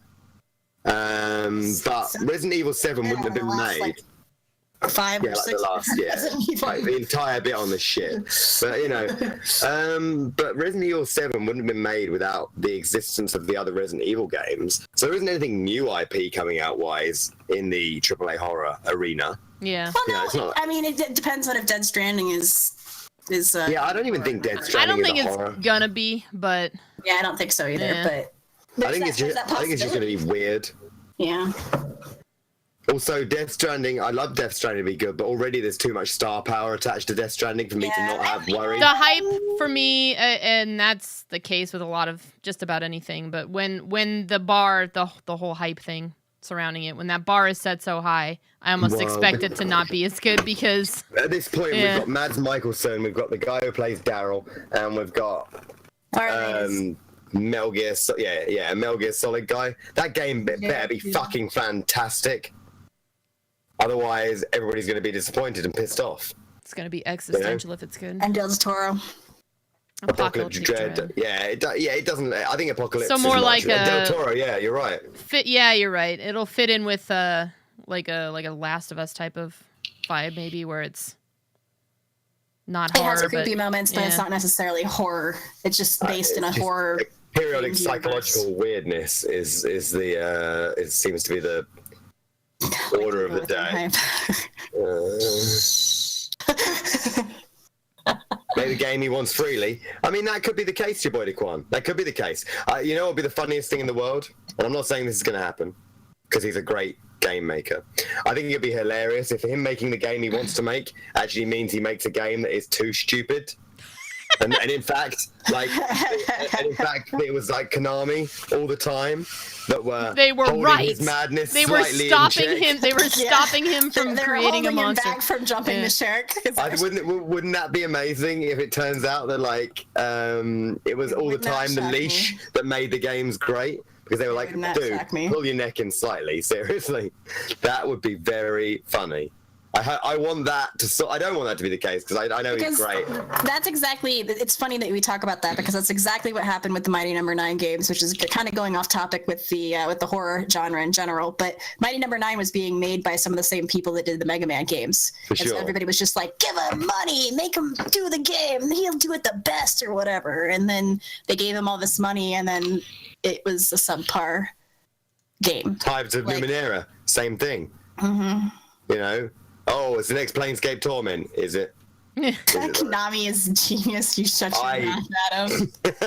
Yeah, Konami are great. More pachinko machines. God, I don't even want to broach on that subject again. With intent. I'm not talking about Konami back in the day. I used to be one of the biggest Konami fanboys in the world. Suikoden is a great series. but it's Suikoden's not great. made by the Silent same Hill. people that make the Silent Hill games. Yeah, you know, it's all I don't even good. think they have the same people in Konami that make Silent Hill, the original Silent Hill games, or the original Suikoden games, or the original think so. Castlevania games. I don't think any of those people work for Konami anymore. Oh, I'm sure they don't. That's probably because the execs at Konami suck.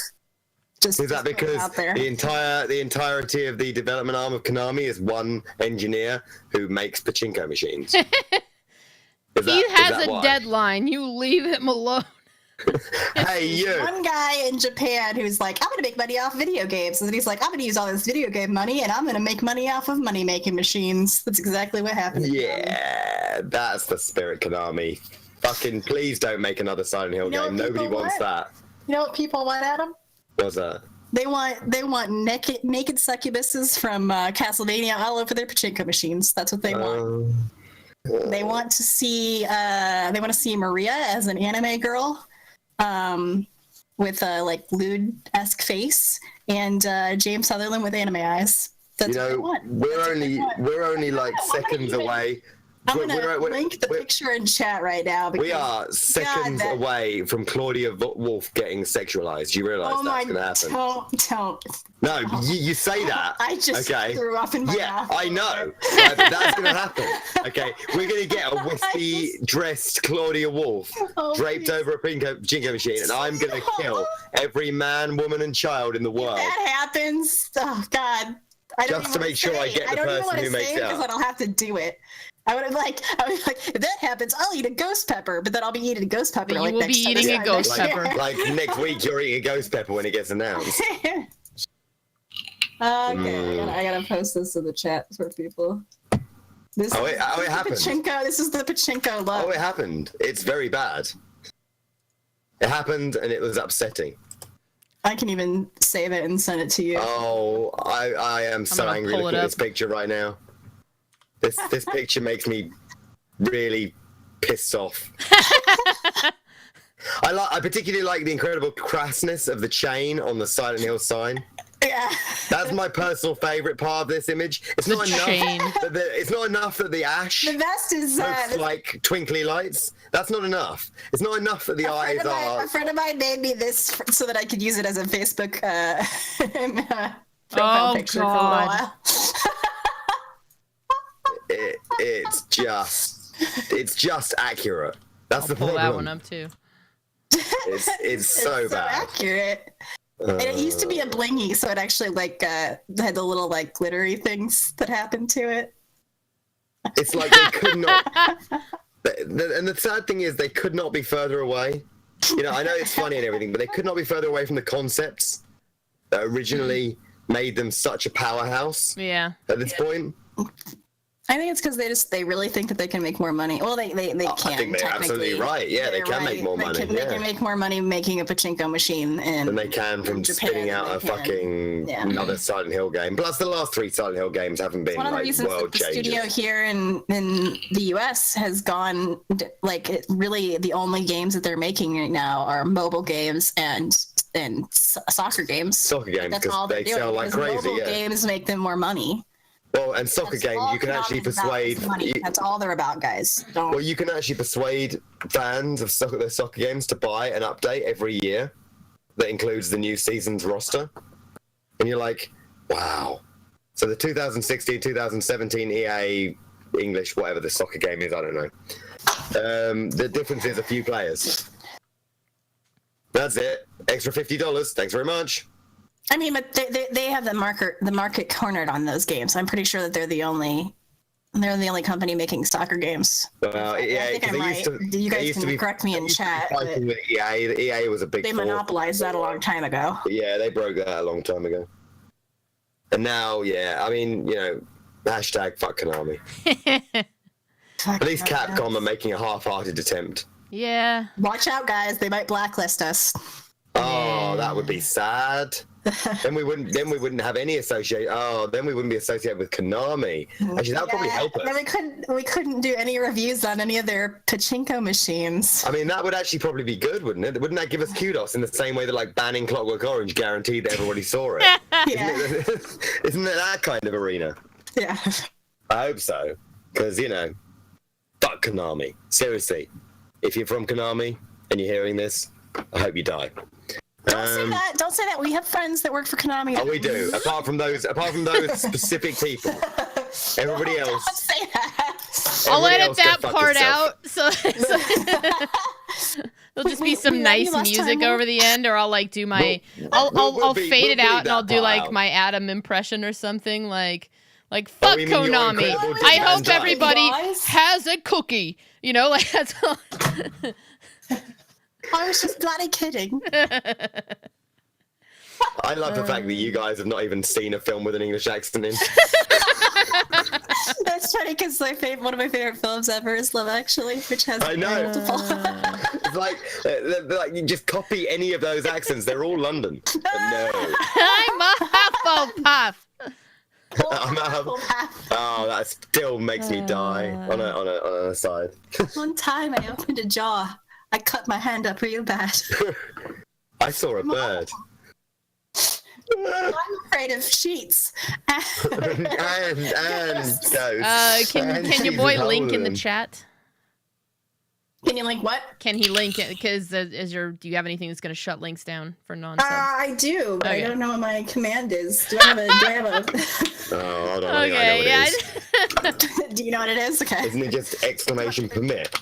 It might be, yeah. Well, or It's just that. somebody's name. Well, no, add a name, obviously. I was just making sure that was the command. Adam, you're a right? mod in the chat. And you know what to do. 30 seconds, make it There you good. go. Go fucking quickly, you boy, Quan. The chase scene music starts. Dun, dun, dun, dun, dun, dun. There you go. Oh, this is the Metal Gear Solid. This is that. This new service a while ago. The zombie fucking fight. No, this is I'm not a Metal Gear worse. Solid fan, so Don't worry. Nobody making this game is either, because this is Metal Gear Solid in a like zombie apocalypse. This is the one where they made it a zombie game, right? Yeah. I remember seeing this at E3. This is the zombie apocalypse shit. That so don't worry. Nobody else on the cast was either. So.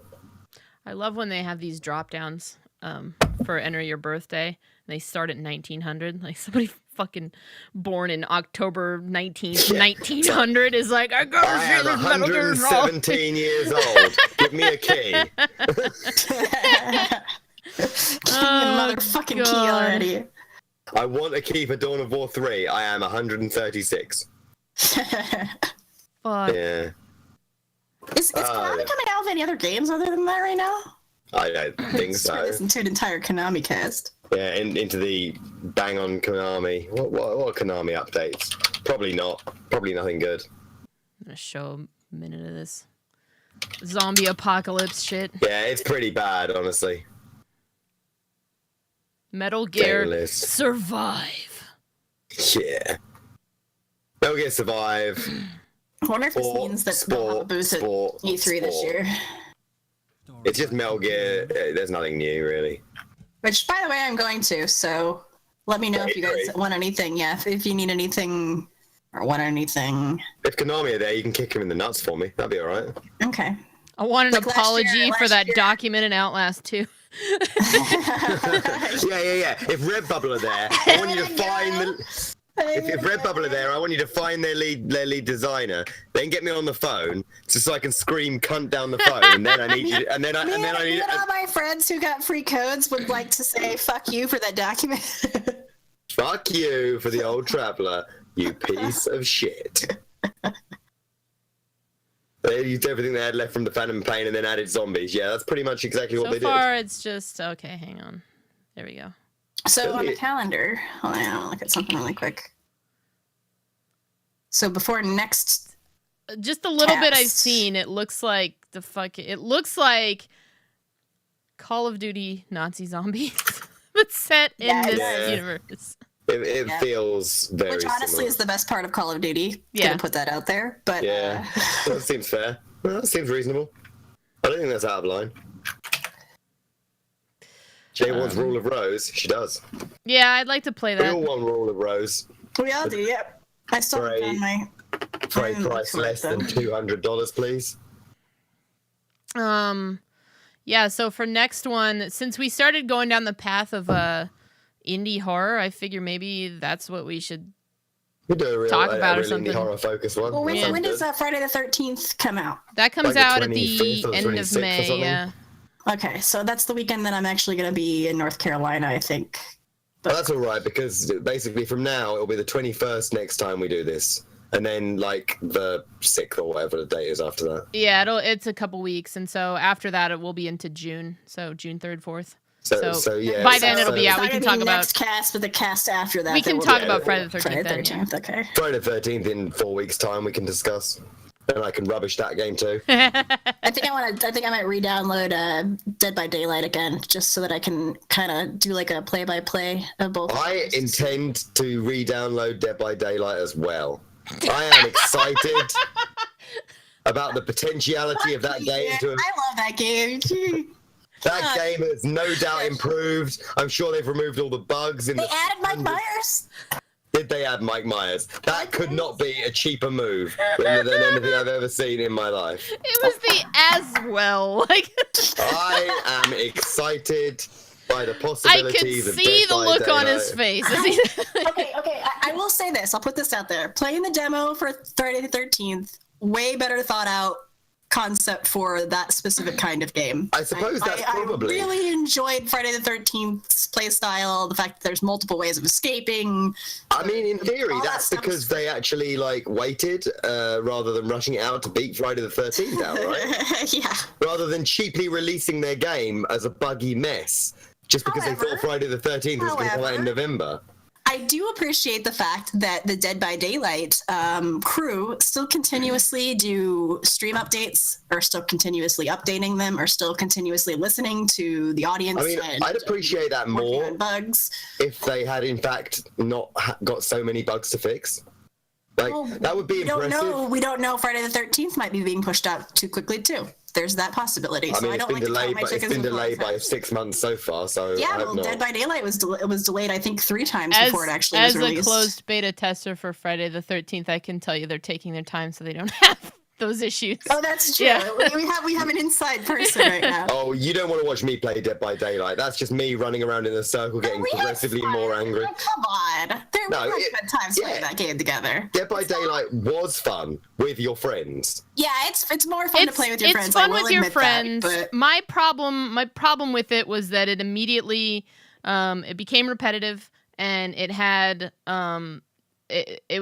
it was more thought out with the mindset of being competitive than just kind of having that fun. Like, to me, like to me, it was just another like Call of Duty type thing, but with a horror twist on it. And I didn't like that. I didn't like it at all. So it was very boring. Spectating was garbage to watch. Spectating is a nightmare. It was just fix the generator. Why am I fixing the generator? So that you can escape and not be fed to the spider thing. What the fuck is the spider thing? Why is this guy like, there I had so many questions where I'm just like, and I don't necessarily need to know them, but it was just so stupid, kind of to that point of just throwing something in there for a horror twist is like, I do not accept this, With intent. That's where we, the Dead by Daylight crew, have played Dead by Daylight together with Fats.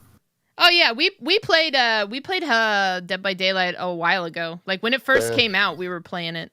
Yeah, I was playing it when it first came out because I played it at E3 when it came out, week that it came out. They have lore answered. I still don't accept it.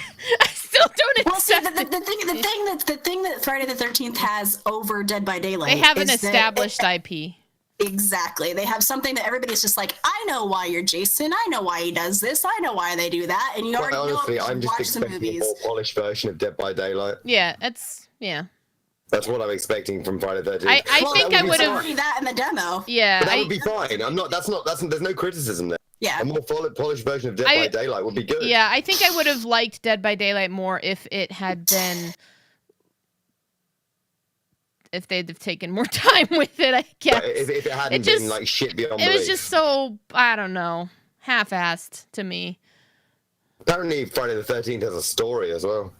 Oh, it does? They're going to work on a single-player story mode that's not coming out on release, but later. That, for me, is interesting. That makes me and happy. I don't think it's going to be super in-depth. Pacing, yeah, that's true. But it's gonna be, yeah. I am interested. I will play Friday the 13th if there's a story mode involved. I am intrigued by the idea of playing that in the story world. The multiplayer thing, I think, again, it'll be fun, but I think it'll be more fun with your friends than it will be playing with randoms. Can we confirm that Jason can punch your head off like, yeah, he can. Yeah. Yes, he sure can. As he should. But there's only certain versions of him that can, correct? Yeah, I think perks of the different versions of Jason is that they all do different things. Yeah, you get different upgrades as you progress, and I'm not sure if you can get it through all of them. Like off the bat, you have different stats as your different Jason, but I think you might share the different upgrades. Like you can get their finishing moves essentially. If you get certain points after you've progressed a certain amount, you can get a new finishing move with your CP or whatever. See, your boy Jacob, I know you're joking there, but I would quite happily play a story mode where you move through the characters as they get murdered and then eventually survive. I would play that shit. That would be fun. That'd be like playing the movie. I would totally play a game where you play as one character and then get murdered. and then your perspective shifts to another character, and then you get murdered eventually later on. I play that shit. They don't have fucking Jason. fine. They don't Yeah, have that would be Jason X, fun. but they have a Tom Savini design, like a specifically Well, they kind of do that a designed little one bit. that Tom Savini did. They kind of do that a little bit with New Dawn. Until The idea dawn. of Yeah. until dawn, yeah. I don't- where yeah. The idea of like switching between characters, and when they die, you switch to another character. I would be fine with that. I would have no issue with playing that game, and I would play that single player game, and I'd probably enjoy quite a lot. Yeah, I really kind of wish that I really hope that the people that did Until Dawn do more games like that, but I don't want them to just do it in in the same universe. I kind of want them to do a different story. Oh We're yeah, gonna- me too. Until Dawn was fun. We're gonna have to. Yeah, I feel like we could have an entire show about that one too. Oh yeah, we could definitely Oh, for trash. sure, Yeah. for sure. Oh, we could trash Until Dawn for 2.5 hours easy. No stress. I remember Trash it. I remember we spent hours talking about this one night where we were just like talking about what we'd love to see from those people, Oh yeah. like in a new game. Yeah. Oh, I remember we had like a really long discussion about that. Oh yeah, Yeah. that one went on. About like how the butterfly effect is only scratched in that game. Oh, Really, like they barely even Yeah. even try. They bring it in and then they're just like, it's too much. It's too difficult. Can't we just have Hayden Panettiere running around more in a towel? Okay. Funny story. I actually made that costume for DragonCon 2 years ago. Yeah, I know. Yeah. It was a towel, I wasn't had it? a towel that was sewn together. I actually was wearing clothes underneath it, and a wig, and I just walked around DragonCon with a towel and a wig. This is a good thing. Yeah. I Do they have wasn't reboot, necessarily Jason? cute, but Oh, fuck that noise. but also I wanted to bring up the fact that before, right, if we do this next 2 weeks from now on Saturday the 20th, the 21st is Twin Peaks, so we should probably make that cast also if it's about horror, but or indie horror, it should also be about a little bit about Twin Peaks. Oh so. yeah, we should bring that up Yeah. too. We can. Plus, we've got to make an effort to get ahead of the game in Sundays and actually catch up on Twin Peaks. Oh, yeah. I know. Well, that's tomorrow. 2 Let's- weeks. let's- There's no way. That's tomorrow. Let's just start early and watch like. Just the Like, entire day. Even so, I mean, we could. I mean, oh god, I mean, we have to get at least get through the first season That's and like good enough, the first yeah. 8 episodes of the second season. Yeah. Like, we can not bother too much with all the shit that goes on after the unmasking of the killer. Honestly, if we got into the second season and we just skimmed through certain parts, I wouldn't mind. Okay. Yeah, we could definitely skip over a lot of standing around in We season will 2. we will do this because I was gonna play Ark tomorrow for like a while and just we have we have an Alpha We weren't gonna Raptor ask like you right because at we our assumed you were shit. going to play Ark for Yeah. a while. There's bees, guys. They have bees now. If you want to join us, you I can. wonder if that game will ever actually get released. Ah! Shut up. I'm gonna, if I can punch you. Or maybe they can just release some more paid content for Oh, it yeah. before they release it. we can have a Twin Peaks day. Yeah, Twin Peaks Day would be good. Yeah. Although I did watch Half and half episode. It's like indie horror and Twin Peaks. I think that'll fit well because we're gonna run out of indie horror stuff. I mean, we won't, but we're gonna want to switch gears. We're gonna need to dip around anyway. Mm-hmm. well, I There's only so long we can wank on about how good indie horror is at the moment. dipping in between now and then to all the indie horror that's going on right now, plus stuff that's going to be going on in the future. That's a whole segment in itself. Yeah, Oh, for sure. we'll fit it in. It'll be fine, and it'll be on Adam's channel next time. Oh yeah, it'll be on my channel next week, won't it? Yeah. Mm-hmm. It'll look much like this. And then and then the Friday the Without the blood 13th rain. one, the one after that we'll do on my channel. We'll be back to my channel and Oh, that'll be And so perfect. on. that'll be timing. fitting. Yeah. Oh yeah, that works for Friday the 13th. That's Yeah. fucking Yeah, awesome. that's Actually, that very works good. really well. Because I've been It's like we pissing on about planned it or indie something. I've You've been got the pissing on indie about horror indie thing. horror pretty hard recently, so that's nice. Yeah, I like that. I like that. All right, so what are you? On right now. Well, what indie horror am I doing next? Oh, no, in your countdown, which one I wasn't. I'm next week. It's Dead Space 2. Oh, okay. But then we get to the really good stuff. After Dead Space 2, it's like Fatal Frame 2, Outlast, Resident Evil, Amnesia, and Silent Hill 2. Yep. So like the top 5, apart from Outlast, are all like breathtaking. Oh my goodness, I'm excited. Yeah, Fatal That'd be Frame good 2, man. stuff. That's the one Man. That's the one I'm most excited about. Yeah, I'm excited to get like making the video for you. That's what kind of I was like, I need to fix this. Oh, you know, Dead Space 2 is not Dead Space 2. Dead Space 2 is great and all, but Fatal Frame 2 is where that was really the reason for the list entirely, because I was like, I need a reason to play Dead Space 2 that isn't just I want to play Dead Space 2. Yeah, Fatal Frame 2. Sorry, Fatal Frame 2. And you know, it's like, and it all built up around Fatal Frame 2. So I cannot fucking wait. That game is, I would say, arguably the scariest game of all time. I'm excited. It's not the best horror game of all It's time. scary. It's pretty fucking scary. It's not the best horror game of all time because Silent Hill and Resident Evil. Right. But I would say Fatal Frame 2 is scarier than Amnesia. I'm excited then. I'm very excited to get to it myself because I was. For you, it's going to be 100 times scarier. For you, it's going to be gut-wrenchingly terrifying. Yeah, I was. About the average person. I was thrilled that this game from like 2001 held up. You know, like that like Fatal Frame 2 is probably the scariest horror game of all time. I would say that's fair. I don't think there's anything that can easily match Fatal Frame 2 for its creation of atmosphere and its scares. Not now, not then. Like, I don't think Silent Hill's scarier than Fatal Frame 2. No, but it's got a it's better. It's better. There's no arguing there. But I don't think Silent Hill 2 is scarier than Fatal Frame 2. I can't think of a game that is. I like if you had to ask me like what my scariest experience was in a game, it would probably be from Fatal Frame 2. Yep. I'm very excited. I don't want to ruin it for Jade, but there's a part where I just I know the part you mean. Yeah. Oh, I know what you mean. It's just like I'm excited. Oh my god! It'll be a bit like I'm gonna play Resident Evil 2 next. I'm almost certain that's the next thing I'm gonna do. There are some moments of absolute gut-wrenching horror in it's the Japanese horror aesthetic. They know, man. Yeah. They know. It's just Japan, man. What is it about? What is it about the ghost lady who turns around and then bends her back backwards and runs towards you as a ghost? They know. That scares the shit out of you. It does. They know, man. Because it's not natural. What happened to you? There is. The Japanese have forgotten more about horror in games than the West has ever known.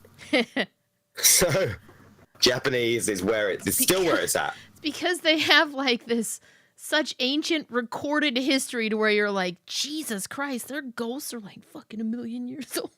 And they don't give a shit about you. I am in the US, only 150 years old. Yeah. Ghosts are here, thousands of years old. The funny thing is, right, I'm looking forward to playing Fatal. I haven't played Fatal Frame 2 in like a couple of years now. So I'm looking forward to playing it again. I'm really excited, but I'm more excited to watch you play it. Yeah, because it's fun to watch people I get into it. Well, I know when the shit's gonna happen. Like I'll still get jolted. That's the best part. I'll still get jolted, but I know the game, whereas you will not. And I can think of at least 8 moments in that game where you're gonna shit yourself. And if we're talking like blood and tears and that kind of level of horror, it's gonna be good. I'm excited. I've been looking for that.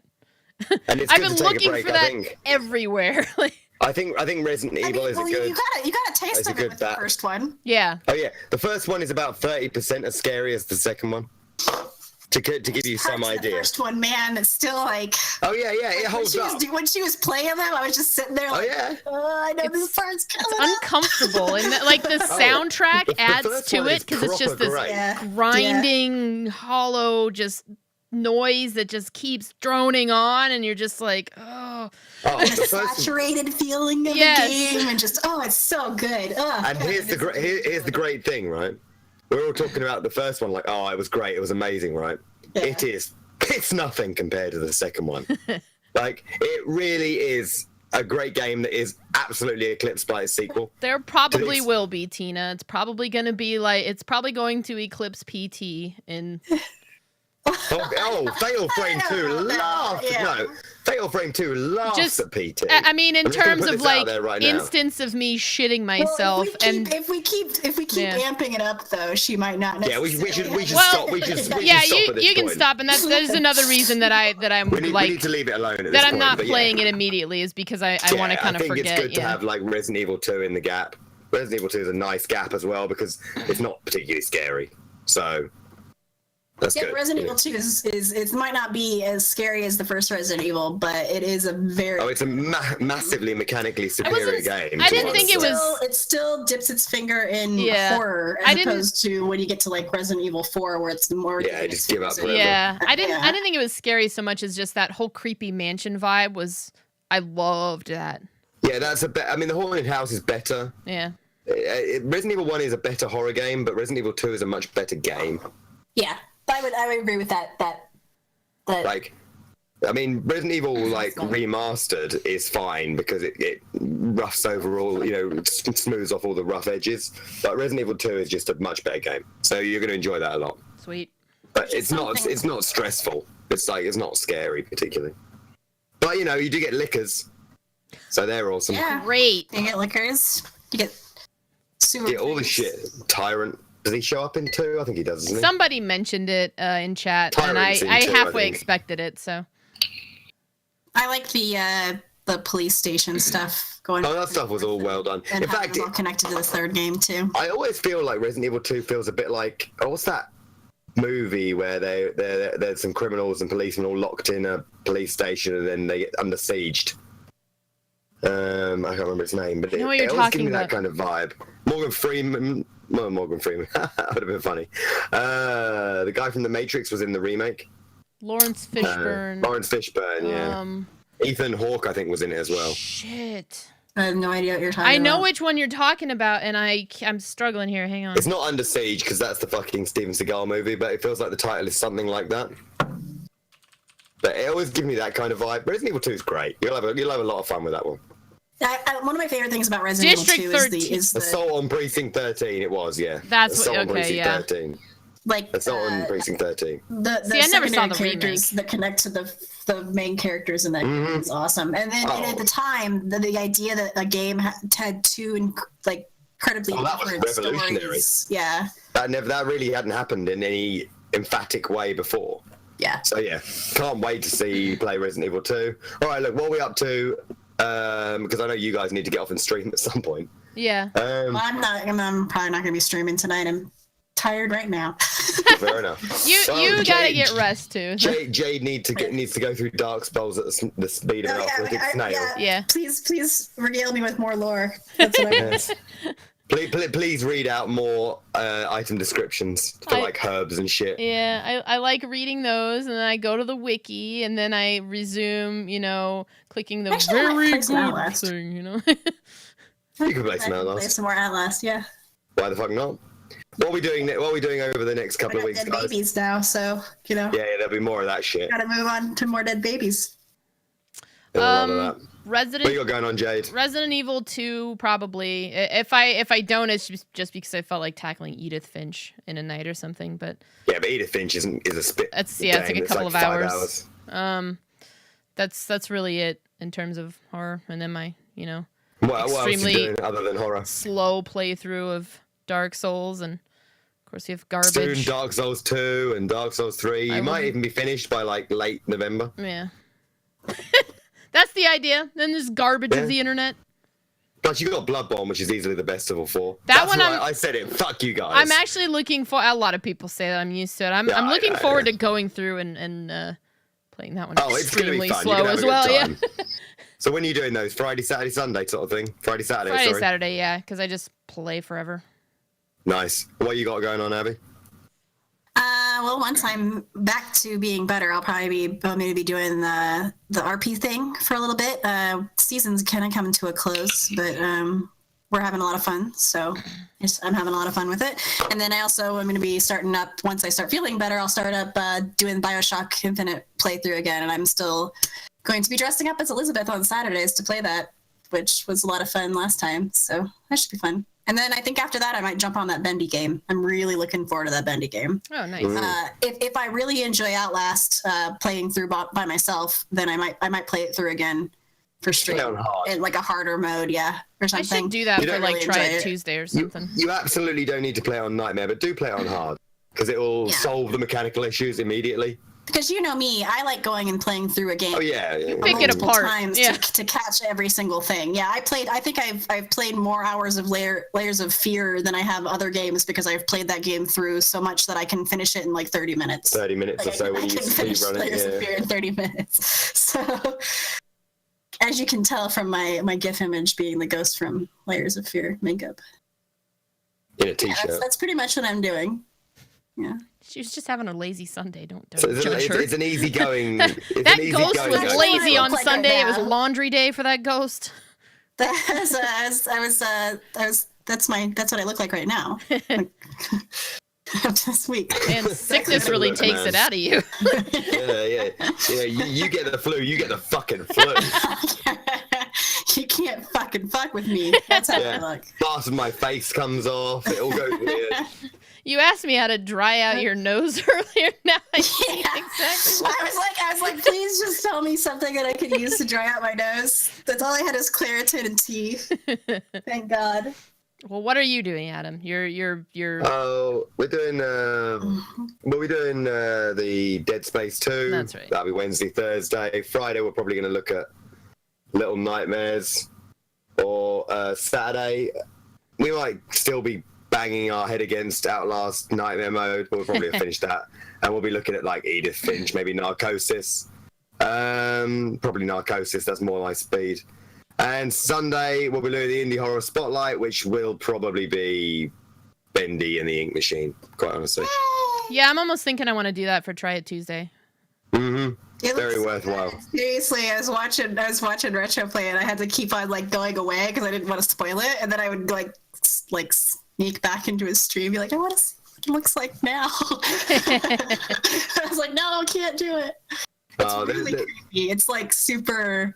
I'm pretty sure that it's specifically Jane's gonna really like it. So Sweet. It's going to be a good time. There's lots of fun things happening, and we're going in 2 weeks for this, for the Twin Peaks / indie horror bang around. Mm-hmm. Well, and you guys already know, but on Sundays this week we're going to be watching Twin Peaks because we're lazy and haven't been doing anything. Yeah. Because we suck, and some of us get sick, and that's your fault. Yeah, it's totally my fault. It's totally my fault. But yeah. Well, I'll play us But off it's been with a good time. the intro that I forgot to play that Miller made, or that Miller We Miller had an voiced. intro? Yeah, we Yeah, have that apparently we intro. got shit, man. Oh. We have that whole. Is this it? Yeah, this is the one. Okay. Well, sweet. So we're pretty much just going over your channel now to watch you crawl through Dark Souls. Where are you up to in Dark Souls right now? I just hit Tomb of Giants. Oh, okay. So about another 5,000 or 6,000 hours until you meet Nito, then. Yeah, Sick. ought to be Let's good. go. Ought to be good. I'm Okay. excited. Well, bye. Ta-ta. Hello, guys. Bye. we'll get this going, I'm sure, at some point. What do you mean? This is it. This is the thing. You want more than this? Yeah, now I have to call it an outro, and it's over, so I'm gonna hit stop streaming and get off Abby's channel. And hopefully remember to change my stream key so I'm not streaming on her channel. That would be funny if nothing else. Yeah, I don't care. Whatever. Be a good laugh, Okay, You're on Types of Dudes right now, so. it's true. Yeah, it's all the same shit. Okay, stop streaming. All right.